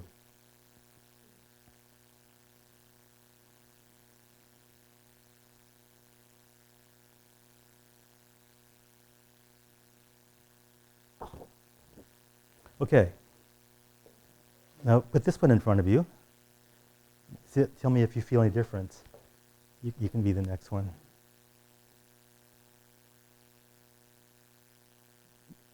You feel difference. It's a lot. It's enough to give you a headache, make you pass out if you're really sensitive. 10,000 isn't that much, but when we get to 20 or 30,000, people get headaches, Herxheimer results. They have to leave the room or just hide this somewhere. So anybody else want to try this? We can pass it around. One is 800 and the other is 10,000. I'll mix them up. I'll mix them up so you have to... you should be able to feel something. I mean, this is a way to develop your sensitivity. This is a certain number of level of intensity, and this is much higher. This is how... No, the point is to help heal people. No, it's like, if you take 6 grams of vitamin C, you get diarrhea, right? So you should take a little bit every hour. But I'm just for demonstration purposes, because if you can't get a Triskele, you can get an energized poster and put it face down under your bed. It will also block the underground streams, and it's cheaper than buying this wooden thing. Does the size matter? Yes, there's some small ones back there, but I think when it's physically bigger, it just does more, just intrinsically. But even the small ones can be programmed to be very, very powerful. What else can you do with them? Well, one of my clients is a acupuncturist, and she just liked them, so she bought 10 just to give away as gifts because they look nice. And her patients ask her, "What are these for?" And I never really told her what they're for. So she told her patients, "If you have a pain anywhere, put it next to your pain." So she got 10 phone calls the next day. My pain went away. And that was before he was even activated, just 800. So really, and the other thing is, if you don't have pain, you can put a glass of juice or anything with a complex taste, something a little bit sweet, a little bit sour, a little bit acidic, like orange juice or wine or grape juice, and then put it on. In 1 minute, it'll taste different, which means something happened. Something happened enough to make it taste different. Yes. Stephen, back there in the room is Oh, apple juice. okay. Let's get 2 cups. There are a number of cups. Okay, but we want to do an experiment. One is the control before activation, and the other will be activated. Can I set up a number of cups on the table? Should we just? We'll just do it right here. We can do it for everybody later, but let's just do one right now to get people excited, so they don't go home and fall asleep. Okay, just pour like a half cup in each one.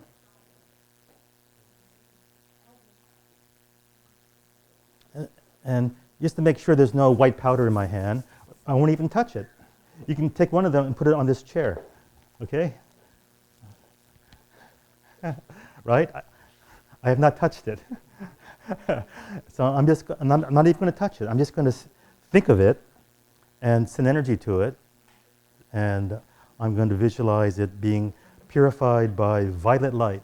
So all of the impurities, all of the things which give it a harsh, acidic thing will become purified. So it has a very light, smooth, better taste. Okay. So, no, but I have to stop talking when I do it. I can't do it when I'm talking. So I'll be quiet for a few seconds.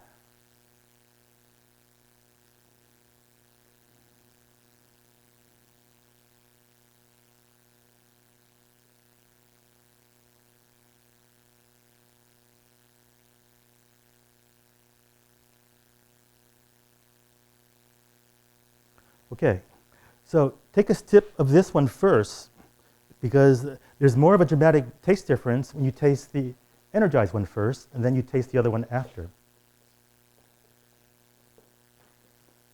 Just a sip.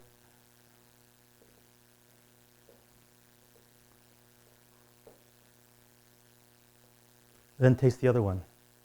Nice, sweet, mellow. Taste the other one for contrast. A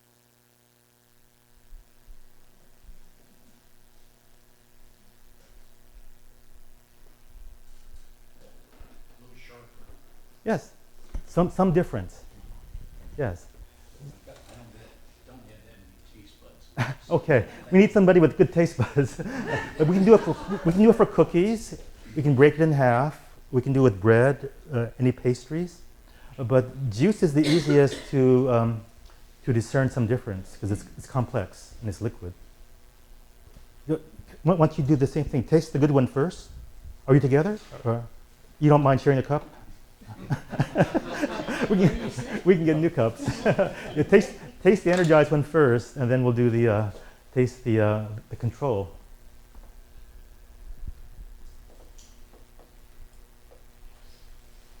Just one sip. Light bubbly. Taste the other one. Bubbling already? Oh boy.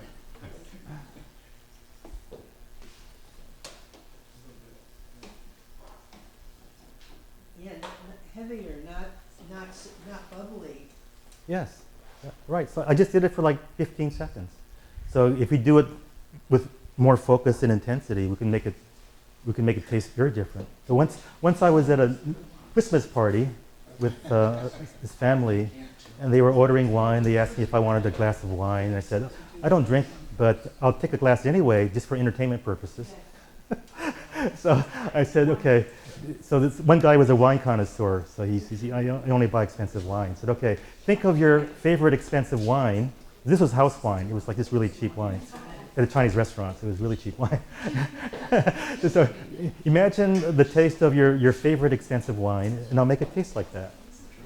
So I was able to make it very close to expensive wine in a few seconds. Then just for demonstration purposes, I made it taste different every 30 seconds. You want it sweet? You want it sour? You want a little essence of avocado? What do you want? But see, the point is, our intention can create things. And we've heard it many times, our intention, our visualization, our desires create things. But we never practice really doing that in a systematic way, right? We think, yeah, we agree in principle, it's true, but we don't practice. So you have to practice to really prove to yourself and to others something's happening. So mind power, mental intention, and having enough energy to really make a difference. So people often say, oh, it's just your intention. I get it. It's not just your intention. It's how much energy you can put behind your intention. And that is quite variable. So if your energy level, if your power for mental focus is quite high, you can do it without much practice or training. But if your mind is wandering and you have no practice, you're going to really have to train yourself and practice before you can really do it on a consistent basis. So before I would just hold it, and I would hold my hand over it and really just do it with great intention. Now I can just sort of talk casually and joke about it and do it from a few feet away because I practice doing it. Whenever I eat or drink something, I bless my food, and I noticed that when I was visiting ashrams and yoga centers and people were blessing their food and they're doing their food prayer, Om Brahmarpanam Brahmavir Brahmagno Brahmana. I look at their food and nothing's happening.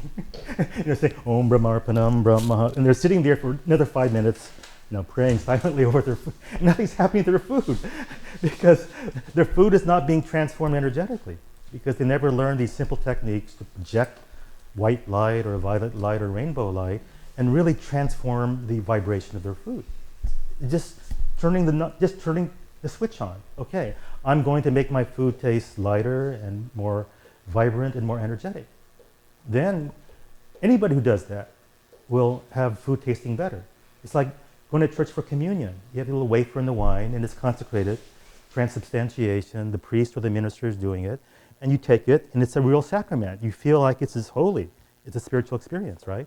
When the sacrament is done properly, communion, the bread or the wafer and the wine tastes very different from something you buy in a store. So the priest is doing it. But one part of us is like a priest. So if we want to assume that role and learn to do this, we can.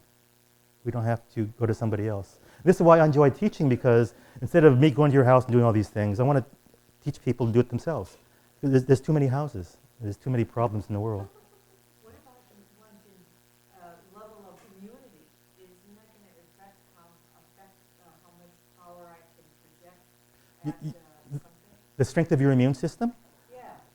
Yes, that can be boosted also energetically. Directly. So if I'm low immunity, Yes, we can just give you a boost of your general vitality, which will affect your immunity and your metabolism and everything else. so just with intention you can do that. Well, with energy, intention, and enough power to actually do something. But the more we do it, and the more spiritual we are. Well, it's attunement. It's attunement to a higher power, to the source, to God, harmony with the creation, and connection with higher level spiritual beings, spiritual masters, healing angels, healing masters, the galactic center. All these things, when we are tuned, we have access to much higher levels of power, much higher, and much more in the way of spiritual qualities too. So it's practically unlimited what is possible. But we start with no experience and no history, so we have to start from somewhere. Yes.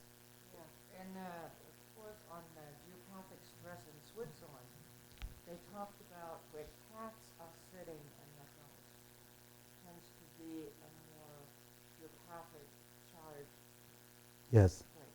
Yeah, cats like left-turning energies, counterclockwise, or energies which are not good for humans, and dogs like clockwise spinning, positive energies. So that's one factor. And also, when you look at wild animals in nature, they will also look for a place and they'll walk around a few times before they really settle down. So lions and tigers and bears do that on these nature videos. So tomorrow we're going to focus on finding water lines, basic dowsing, because once you learn how to dowse, you can find anything. It's the same technique and the same concept. But if you never practice and nobody's correcting you, nobody's watching you, nobody's coaching you, it can be a long road. So, but once you learn that, you can find all kinds of things, and you can figure out. Absolutely, absolutely. So, where's the remote control for Jeffrey? Is it in his bedroom? It's turning left. It's no. Is it in his TV room somewhere? Yes. Like that. You ask a question, a yes or no question. Is it in the kitchen? No. So it's somewhere. Is it underneath the rocking chair? No. Is it underneath the sofa? Yes. Okay, like that. I'm just doing it casually here, but you can get really centered, really neutral, no expectations of what the answer should be, because if you've lost it, you've really lost it, and you need to tune into your higher self, some kind of higher level of consciousness, which is omniscient, to get the answer. So when I lose things, I get so upset I can't dowse. I have to wait a few days. I say, where is something? So sometimes I can't dowse for myself because I'm just attached to finding it immediately instead of backing off, being detached, and looking for it in a systematic way. That's why it's good to have friends that can dowse for you. This is why doctors don't treat friends and family members. There's just too much emotional connection. They want them to be well. They don't want to tell them that it's a bad situation. So the more neutral we can be, then the more accurate our dowsing and our intuition is. Is that moment when you just go, oh, I'll just let it go.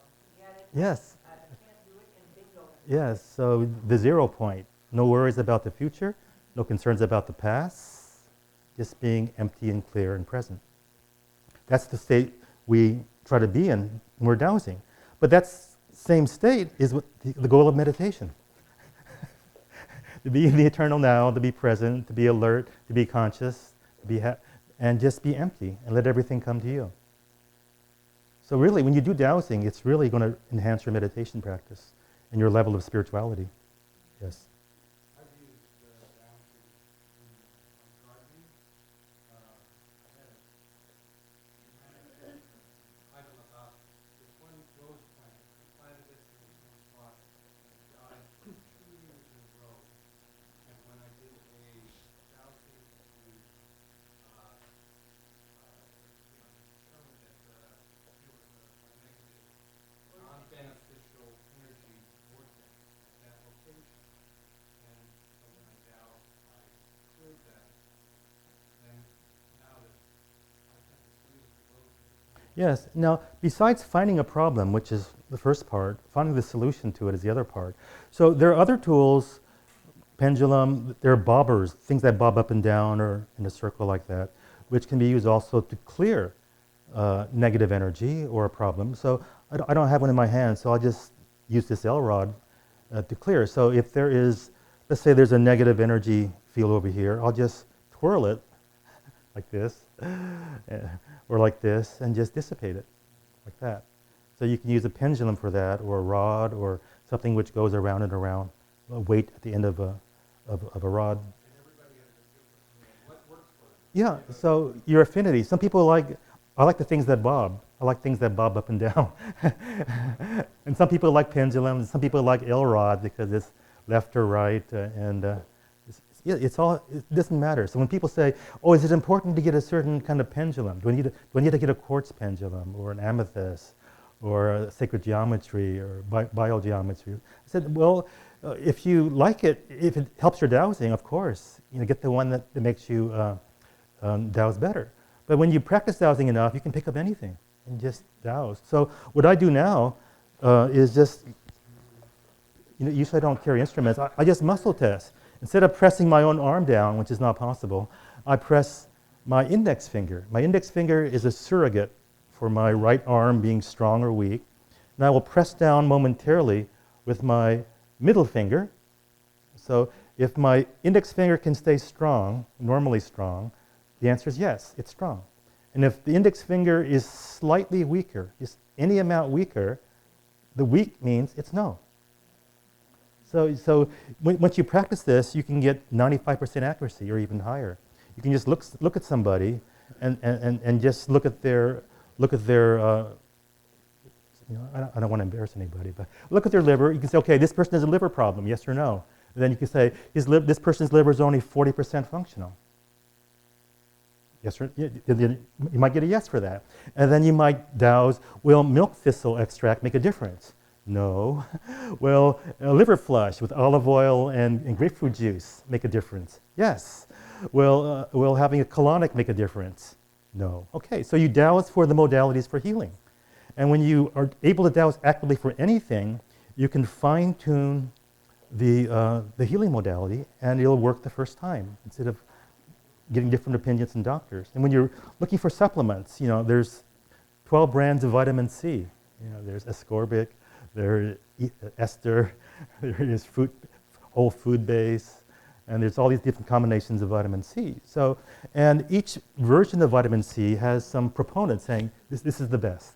This is the most assimilable. This one has liposomes. This one is time release. This one is only from organic goji berries. Mega food, garden of life, source naturals. Okay. You can't buy all of them. So you dowse.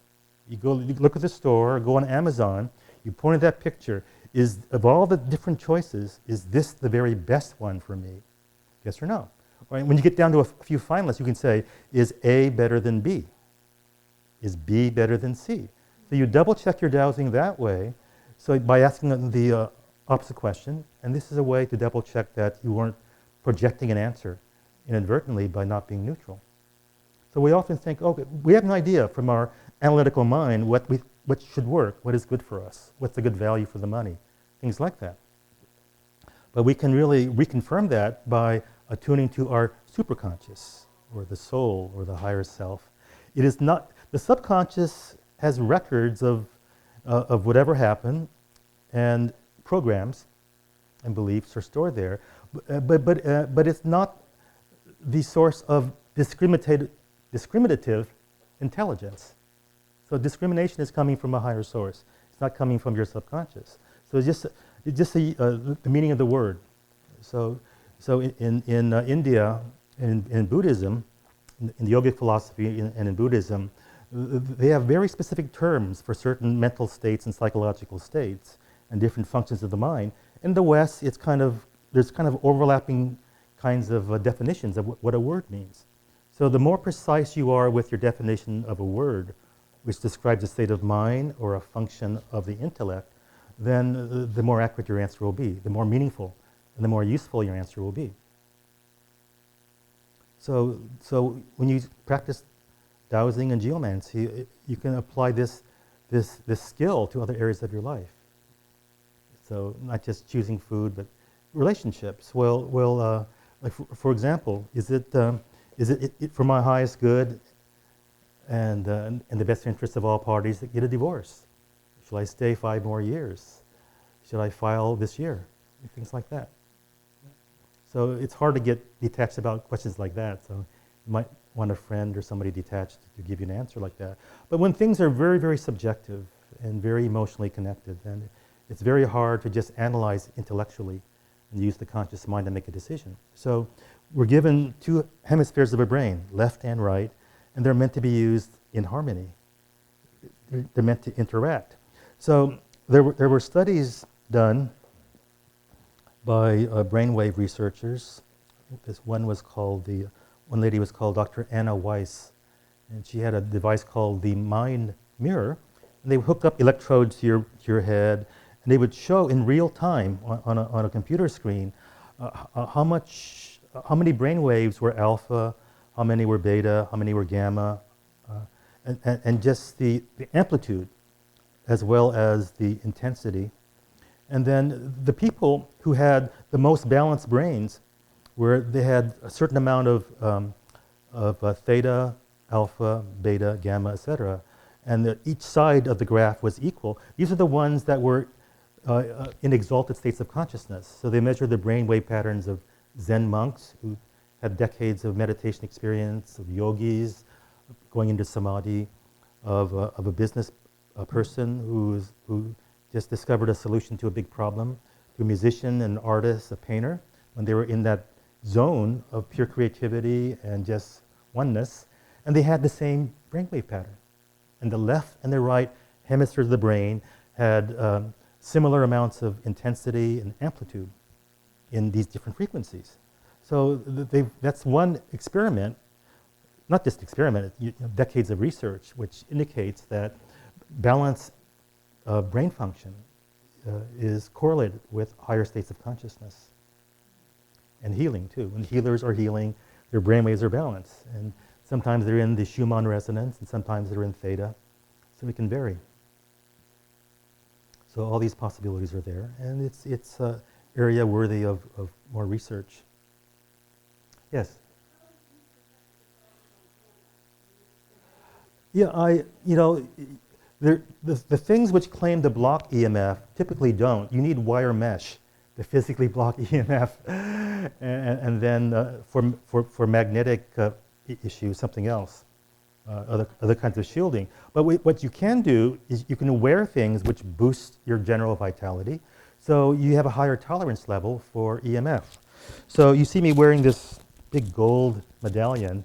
This was designed by Dr. Patrick Flanagan, who's been a very high-level researcher for his entire life, since childhood. He was doing high-level research and invention. So this one has 5-sided pyramids, and the distance between the pyramids is the Fibonacci ratio, and then the curvature of the thing is a certain ratio too. So it's all based on sacred geometry. It's laser etched. He says it took 5 years to get the mold just right. And so when you wear this, all these pyramids are generating clockwise spinning energies, and when they're in this concave kind of dish, it's creating this little soft beam of energy in front of you. And it's basically deflecting other people's energy. That's why I'm wearing it. So when I'm in front of a group of people, when there's too much energy coming from all these people looking at me and thinking about me, will deflect and diffuse their energy. But it will also boost your immune system, because when your own energy field is coherent and not interacting so much with other people's energies, it's going to be stronger. And then the other thing that I'm wearing is a pendant made of quartz crystal, and it's filled with Paraiba tourmaline. Paraiba tourmaline is from this district in Brazil, the state actually, called Paraiba. And tourmaline is quite common and inexpensive, comes in all colors of the rainbow. But there's one mine which has tourmalines with this really bright neon colors, like turquoise blue or super neon bright. And it has amazing healing qualities. And my feng shui teacher, Dr. Lim, says of all the gemstones in the world, Paraiba has the highest level of healing qualities. So when you wear a few nuggets in a quartz crystal egg over your thymus gland, your aura will go from 1 or 2 feet, which is really, we talk about aura, we're talking about the prana, maya, kosha. So in Sanskrit yoga philosophy, there's 5 layers of your aura. The anamaya kosha, the food body, or the food layer, which is like what they see with Kirlian photography. It's just right next to your skin. The next layer out, pranamaya kosha, correlates with physical vitality. And so the average person might just have a foot and a half, but when you wear this pendant, any person, any age, any level of spiritual development, their aura goes out 15, 20 feet in about 5 minutes. So literally, if you're in a room with somebody or sitting at a desk, they're in your aura, and your aura is stronger than theirs. So your thoughts and your intentions are going to influence them much, much more than they will influence you. So if you're teaching, healing, lecturing, working with counseling people who have a heavy energy, you wear one of these things, and your aura is literally 20 feet. And if you're doing spiritual things, it's even more than 20 feet. So it's a pendant. It's a Paraiba, P-A-R, P-A-I-B-A, Paraiba. It's a district in Brazil. A friend of mine is a jeweler, and he makes them. I have 2 left. I brought 2 for sale. The only problem with them is that they're fragile, number 1. Number 2, they're expensive. They're $800. But there's nothing you can do really to, you can buy their things, which will boost your aura, but nothing that'll boost everyone indiscriminately and make your aura go from 1 or 2 feet to 20, 25 feet. Now, I always demonstrate this with dowsing and with other people dowsing too. So who wants to be a volunteer? Okay, so the volunteer can stand over here. And we should keep in mind that measuring the boundaries where the prana maya kosha falls off. Once you stand out of the, just stand over here. Over here, please, okay. So it's not at all a measure of anybody's spirituality. It's only a measure of physical vitality in the moment. And it'll fluctuate according to whether you're tired or whether you're not tired. So let me see if I have another instrument here. I think I do.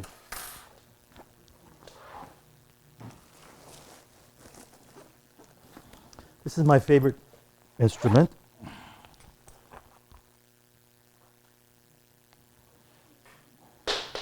Oh, very fragile.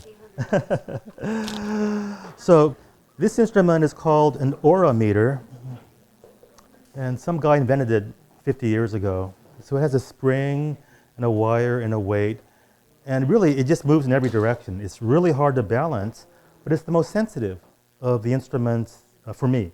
This is my favorite, and I prefer this when I'm working with people or looking for water. So I think that was invented by Bill Cox. something, Bill Cox. yes, Bill Cox, and yes, Santa Barbara. In fact, I bought this one when he was still alive. He mailed it to me personally. I think he's passed away. He's right, a long time ago. Yes. Okay. So you just stand here and relax. I'm going to walk toward you, and when I sense the boundary of your inner aura, the pranamaya kosha, my instrument will move to the right, which means I found the boundary where the energy field sort of drops off all of a sudden. So it's the so-called inner aura, but precisely the pranamaya kosha. So that's what I'm looking for, the boundary of your inner aura. And typically it's 1 or 2 feet. Don't move. I'm not going to touch you. So when I get over here, so my measuring point is my handle. So I'm about less than 2 feet, okay? I'll do it again. So and anybody can do it. Anybody can really use any instrument and do it, and to get the same answer, it's going to be around the same. Okay, around there, okay? All right, now, we're just going to ask you to hold this, but don't drop it, like I did. This is just plastic floor, it's not going to break, but it might. Hold it over your thymus gland, just beneath your collarbone, because a lot of people wear their pendant over their solar plexus or over their heart, but when you put it over your thymus gland, it is much, much more effective. Yeah, hold it by the string. Yeah, the string. Hold it by the string. Okay. Yeah. Okay, that's good. So we'll give it a minute, and if you can observe her energy field change. Maybe I shouldn't have suggested that, but her energy, but it's going to change, and in a few. Yeah, you can scan, you can do whatever you want to feel energy field. But after 1 minute, her aura is going to get much, much bigger. You might get warm or tingle.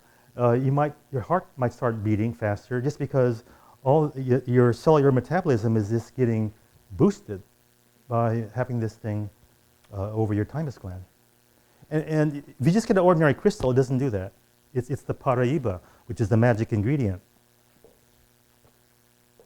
So it's been less than a minute, but I'm gonna just dowse anyway, because I'm gonna dowse several times. So I have to go back. So okay, it's over here now. That's about 15 feet, but in a few more minutes it's going to be bigger. So I'm going to turn off the microphone and walk further back.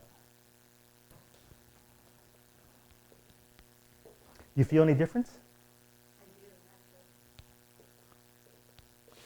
Okay, so I have to get. Yeah, so now it's still expanding. Now it's over here, so that's more like 20 feet, right? And anybody can grab a dowsing rod. If you're a dowser and you think you can get an accurate reading, you can grab a dowsing rod and just dowse her aura.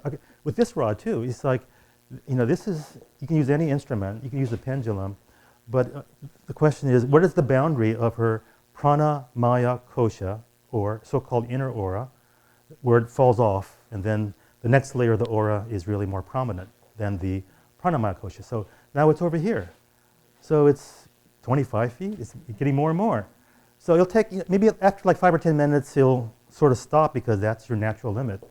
But to go from 2 feet to like 25 feet in 2 or 3 minutes is a major accomplishment. Yeah, so when you wear it, you get used to it after a while. But when you stop wearing it, you really miss it because all of a sudden your aura is not as strong. So of course you can do pranayama and yoga and meditation for hours every day and have a big aura too, but who's going to do that? Two questions. If you hold any energy piece over your thymus, is that better for you? Well, yes. Well, in general, more effective. You get more of a metabolic boost and an energetic boost. Like this is low because the string is this way, but ideally it would be worn over here. Now, with the gold piece, it protects from EMFs and other energies. It helps a little bit, yes, but this one will boost your entire aura more. And any kind of pyramid or anything with sharp points is going to be a bit more aggressive, just because it's really projecting a beam of spiraling energy. And this is a much softer kind of energy. So normally I don't wear this. I just wear it when I'm lecturing or I want to just keep my energy separate from everybody else's energy. So I don't get confused. There's no exchange of energy. Not that you have bad energy, but everybody's energy is different. So when you have a mixture of like 30 people looking at me and thinking about me, and maybe you like me, maybe you don't. It's just going to be a mixture of energy. So I have to protect myself. But not to the point of sending it back to you. Just the point of diffusing it, dissipating it. And a lot of people have their own energy necklace to sell. Right.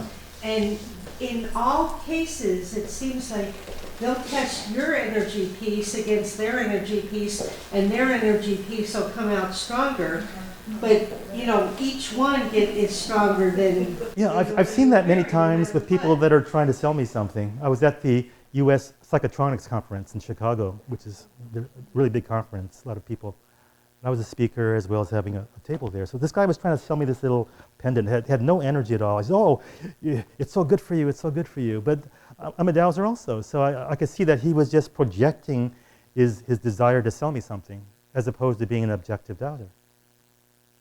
So when you're a good dowser, you can decide who to believe, right? So ultimately, you become the authority for your own life. This is much simpler. It's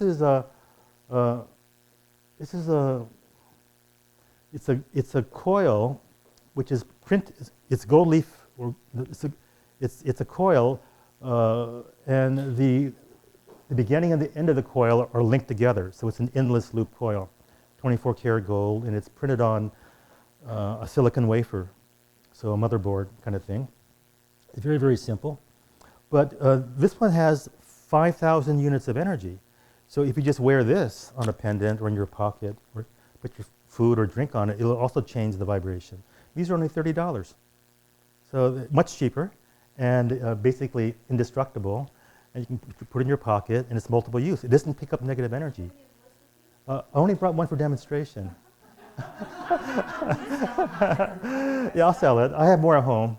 But the thing is, here's what I bought. The reason why I brought this along, when you're out of sorts, when you're out of balance, and you need a quick fix, we all need a quick fix once in a while.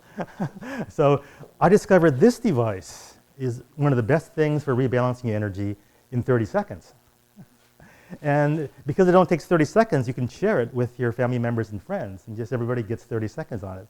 And if you put a crystal on this, or an antenna, then it will imprint somehow it will read your energy from the left side, the input, then it will rebroadcast your bioenergetic signature through the right side, times 10.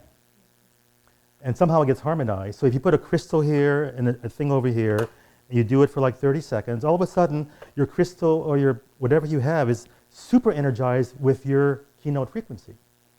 And this thing is just vibrating and vibrating for maybe a month or so at a time. So who is sensitive here? Everybody's sensitive. Who wants to try this and tell us what you feel, okay?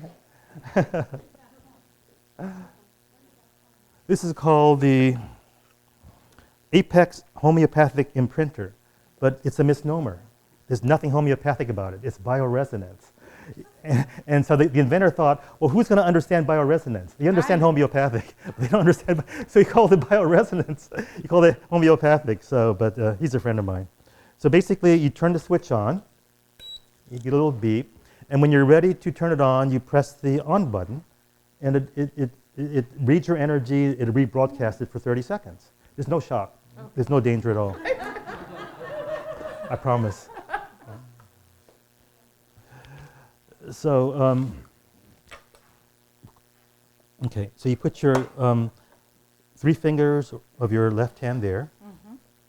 Oh, I'm sorry, have it backwards. And then 3 fingers of your right hand on the other disc. They should not be touching. Okay. Oh, do you want me to stand Yes, over yes, there? let's do that. You, Okay. I'll move this so we can. Yes. I'm sorry. Like that. Yes. So 3 fingers there, 3 fingers there. I don't want to stand on the line. Okay. I'll turn it on. Turn the stand around so it's facing the audience. Like that. Oh, Okay. God. Okay. Okay. Now we're getting better and better. Thank you. Okay. Now turn it on, and you if you're sensitive, watch your energy change.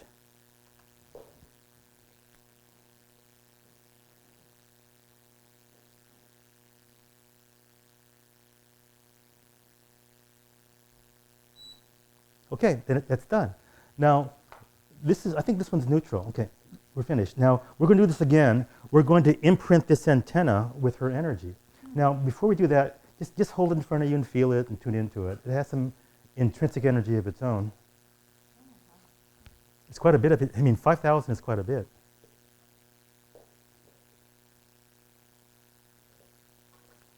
This is also 5,000. Okay, so you can put your left, yes, and then we'll put this here, okay?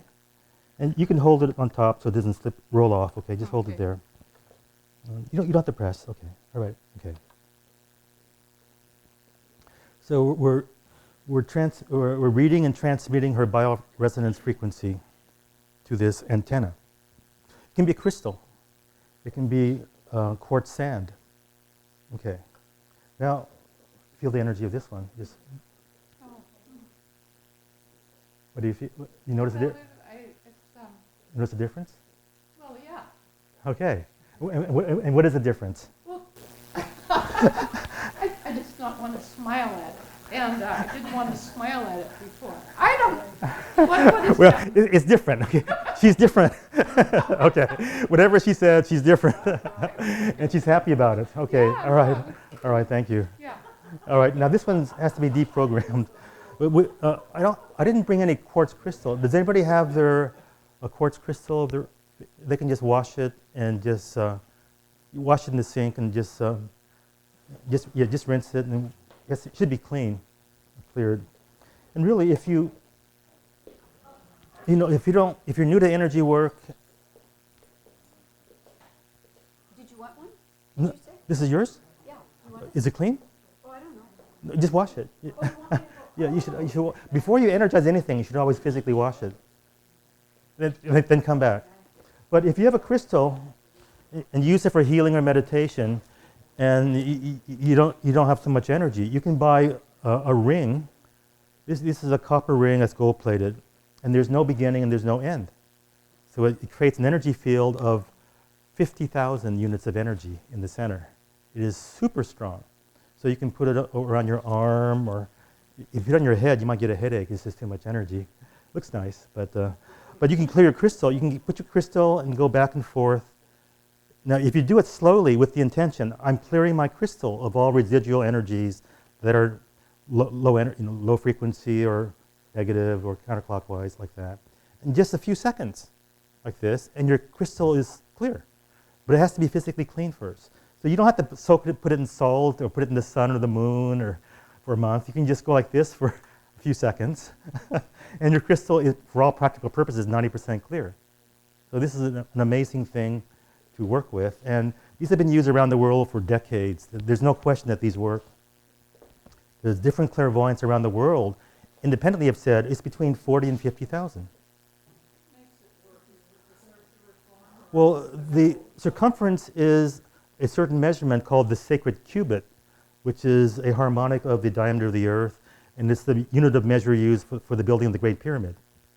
So it's the size? It's the length of the wire and the twisting, and then soldering the two ends together, so it's an endless loop. So somehow it creates some kind of free energy. And it's quite noticeable. So these are, you can buy these, there's a company called twistedsage.com. Twisted Sage makes them, but they don't gold plate them. I had mine gold plated. And the other company is Light Life Technology. Light Life Technology. That's the company of Slim Sperling, who was the popularizer of this, and teacher of dowsing and geomancy too. So he was the first, and then he passed away, and then Brian Bresco from Twisted Sage has carried on and developed some additional tools with this. Twisted Sage, like twisting, like twistedsage.com, Light Life Technology, all run together, .com.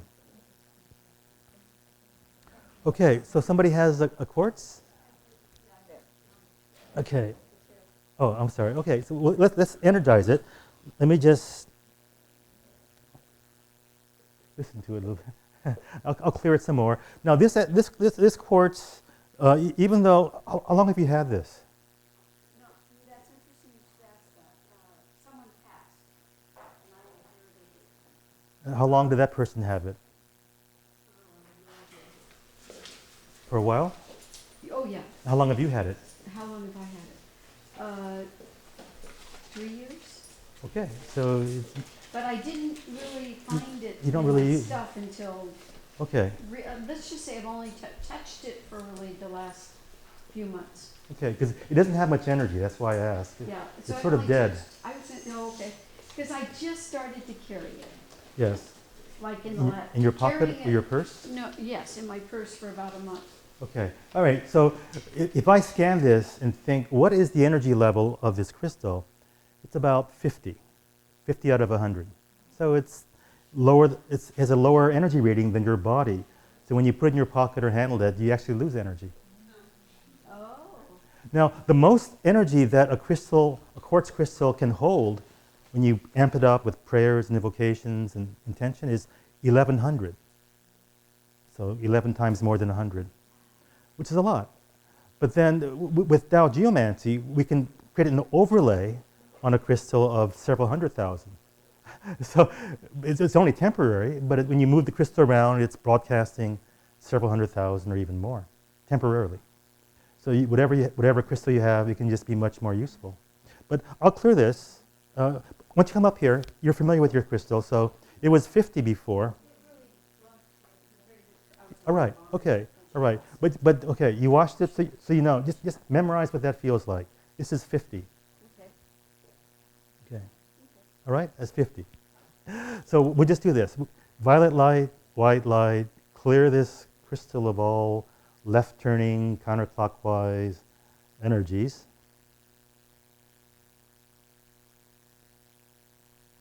And now what is it?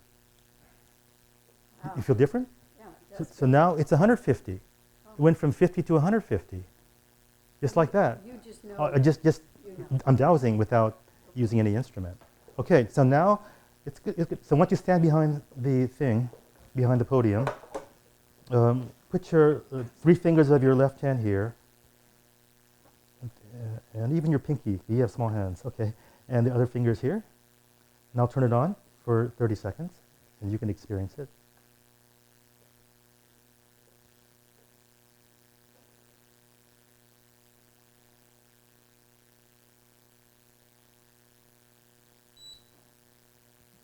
What did you feel?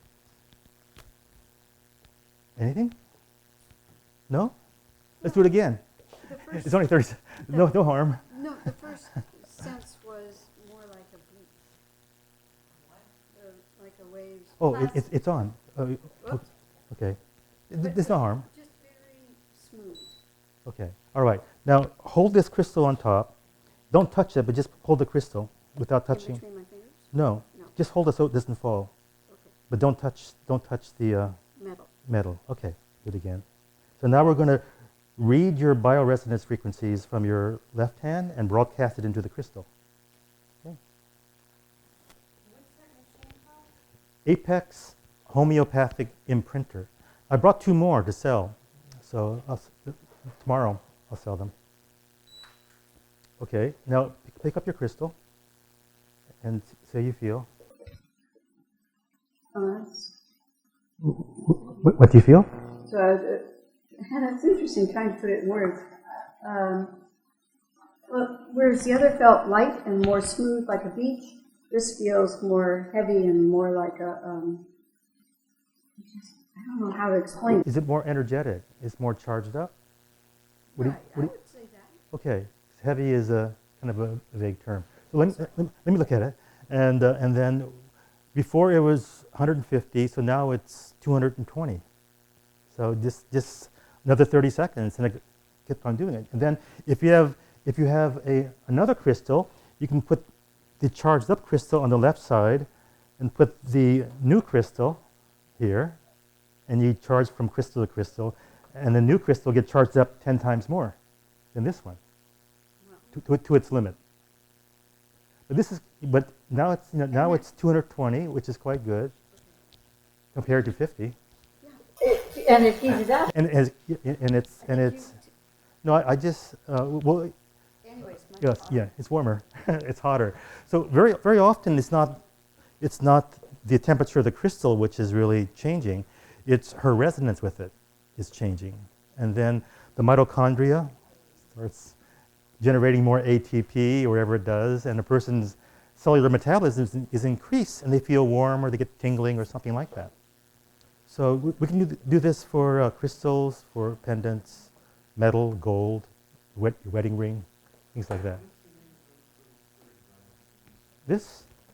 The Apex Homeopathic Imprinter. I've forgotten. I got mine years ago and I gold plated. So this is heavy copper, so maybe it's like $70 or $80, and the gold plating costs more. It's extra. Okay, we're going to finish in the next few minutes, so any final questions about anything? Well, I charge by the square foot, unless it's a huge house and you just want something small. I charge $1 a square foot, which is quite a bit, for feng shui and for geomancy, because nobody else can do it. There's nobody that I know of in the country who's doing feng shui or vastu or energy work or dowsing who can clear the earth energies in a few hours. Some people are able to do it with a different technique. I don't deny that. But I don't know of anybody locally, and anybody who's doing it to a way where you go there once, you clear it, and it's permanent, unless there's an earthquake, or a bulldozer drives by and shakes the ground. Yes. Yes, I was wondering what the song and singing tape was that you played at the beginning. Yeah, that was a piece called The Embrace. And the composer was a woman named Ashana, Ashana. It's available on iTunes, so if you like it, you can download it, 99 cents, $1.29. It's great. I believe in supporting the artist, so I always encourage people to buy the original, download it. And so how much is the workshop tomorrow? Tomorrow the workshop is $200, and somebody is taking money. But people should sign up because I only made 15 printouts. Maybe that's more than enough. And I only brought a few sets, like 10 sets of dowsing rods. So you might have to improvise and make your own or share. Or you can just use one rod. You don't need two. You can just use one. Two is fun. Left and right hemisphere of the brain. Okay, yes. What is that called actually? The little round disc that you This is called the perfect spiral antenna. It's made by a friend of mine in Georgia. And his website is Kelly Research Tech, Kelly. His father, Peter Kelly, was the inventor of the most popular radionics device, the Kelly machines. And so this son took over the business after the father died. And well, many people had their own machines, but Kelly was one of the most popular ones. It's used mostly by farmers now and ranchers who are maintaining crops and cattle. One last story, which will be inspirational. I have a friend who does radionics for agriculture and for animals. So dairies and cows and horses and sheep and row crops, corn, soybeans, wheat, etc. So he had a call and somebody's herd of pigs had this virus and they were going to die in a couple days because the virus was incurable. He says, okay, let me try an experiment where I'm curious whether this thing will work. And what he did was he wrote down the Hawaiian Huna prayer. I'm sorry, please forgive me, thank you, I love you, which he was fond of. He wrote it down on a piece of paper, he put it in his machine, which will memorize and digitize it and broadcast it, and he put in a photograph of the barn where all these sick pigs were. And all the pigs recovered in a few days. Then he did the same thing for a farm of corn, where they had blight. And typically, at a certain point, when the corn gets moldy, you can't save it. You have to just plow it under and burn it. So he did the same thing. I'm sorry, please forgive me, thank you, I love you. To the cornfield, it's a photograph, aerial photograph, maybe Google Earth photograph, and this little piece of paper saying this, and some numbers which correspond with this prayer, because the machine is digital, so you have to dial in some numbers or type in some numbers. So he discovered some numbers which correlated with this prayer, and he broadcast it, and the corn recovered. And it was a full harvest. Basically everything recovered. So the power of prayer, power of intention, and sometimes using a machine to boost your own mind power, because you can't be praying all day for a herd of pigs or 100 acres of corn. So the machine will record your thought forms and broadcast it as long as it's on. And then you can decide how long to broadcast and what time of day is optimal. So there's a whole science to it. It's called radionics or psychotronics, interaction between the mind, psycho, and machines, tronics. So very highly developed now, and it's mostly underground because it's illegal to claim to do anything. It's illegal to claim to heal anybody. It's illegal to treat humans or diagnose anything or things like that. But people are doing it quietly and privately, and it's working. Yes? The posters? Yeah. Indefinitely. I've had some for years and years. Well, it depends for what, they're already quite energetic.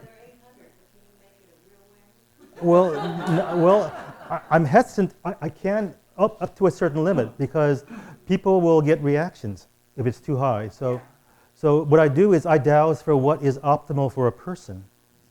And then that's it. Because I don't want you to get sick and restless and insomnia and... No, I'm selling these for $20 each, so I'll include the activation in that price just because I can do it in a few seconds. So I can do the entire pile, but everybody needs a different programming. So I tried that once. I got a whole pile of cards. I said, let me see if I can energize both sides of an entire deck of cards, and I did it. So after I did it, I looked at each one and said, oh, it's pretty energetic. It's stronger on both sides. So it made me realize our intention is so much, we have all these self-imposed limitations on what is possible. Because when I started, I would think, I have to do one side at a time. I have to do it really for like 30 seconds with full intention, then flip it over and do the other side, then check it an hour later, make sure I didn't lose any energy. But now I can just do a whole thing.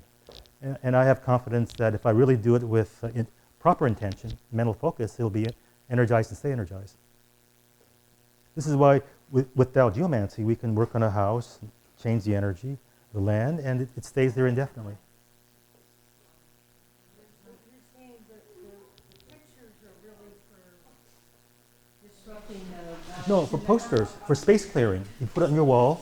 If you have a therapy room or meditation room like that, then you can put it there where you can see it, and the whole room will be full of this rainbow light, which will dispel spirits. They don't like this high-frequency rainbow light energy. So you can move it from room to room. Yes, it's better to have one for each room. Because every time you move it, you're changing the energy field. This is so strong. When you move it, it's like everything is going with it. It doesn't, using a poster does not make your space permanently clear. It's a tool which makes it clear for the time being. So with Tao Geomancy, we energize your walls and your ceilings and your floors, even if they're plastic. I'm in Antioch in the East Bay. So we can't energize plastic, but we can create an overlay of energy, which will attach to it. So you feel the energy instead of the plastic, the pergo. So many things are possible, and it's just amazing what is possible. So it's really an adventure. The blue stones, I just have a couple. They're blue agate from Turkey. It's chalcedony, and I actually energize them with various devices, so they have really high vibration. And I think if people like, what it's for, it'll boost your energy and it'll help you feel more clear. That's what I feel. And so if somebody tunes into it and feels something positive, then that's what it does. It's going to be a different experience for every person. That's why the problem with these books on crystal healing and minerals, they're all channeled. They're all what? Channeled by from some unknown, untraceable source. Somebody channeling somebody from outer space, or some group soul, or some shaman somewhere. And unless, how do you know it's true? Unless you can dowse or develop your intuition. So when I look at these things and look at the stones and their meanings, I feel no correlation between what the author writes and what I feel. So I'm very skeptical about people who are claiming all kinds of metaphysical things. There's a woman who wrote a book on rock medicine, and she's comes from very scientific background. Yes. And she feels that there's each rock, a specimen, comes with a natural energy that is unique to it. She keeps expanding as things show up in the, but it's probably one of the most, I feel, it's one of the most more accurate kind of, instead of saying, oh, it'll do 25 different things. I agree. 50. I agree. There's one inherent thing that is, and there's usually hints by the color of it, by the shape of Yes. it. It might be the same mineral, but from a different country of origin. It was mined in a different way. It was from a different depth. It's a certain age. So all these factors will make it different from some other mineral from another part of the world. Okay, we should finish for now. It's time to close up, and I have to teach tomorrow. If you're going to come, 10 o'clock tomorrow, we'll be at Los Altos at the hall. I was going to use these in my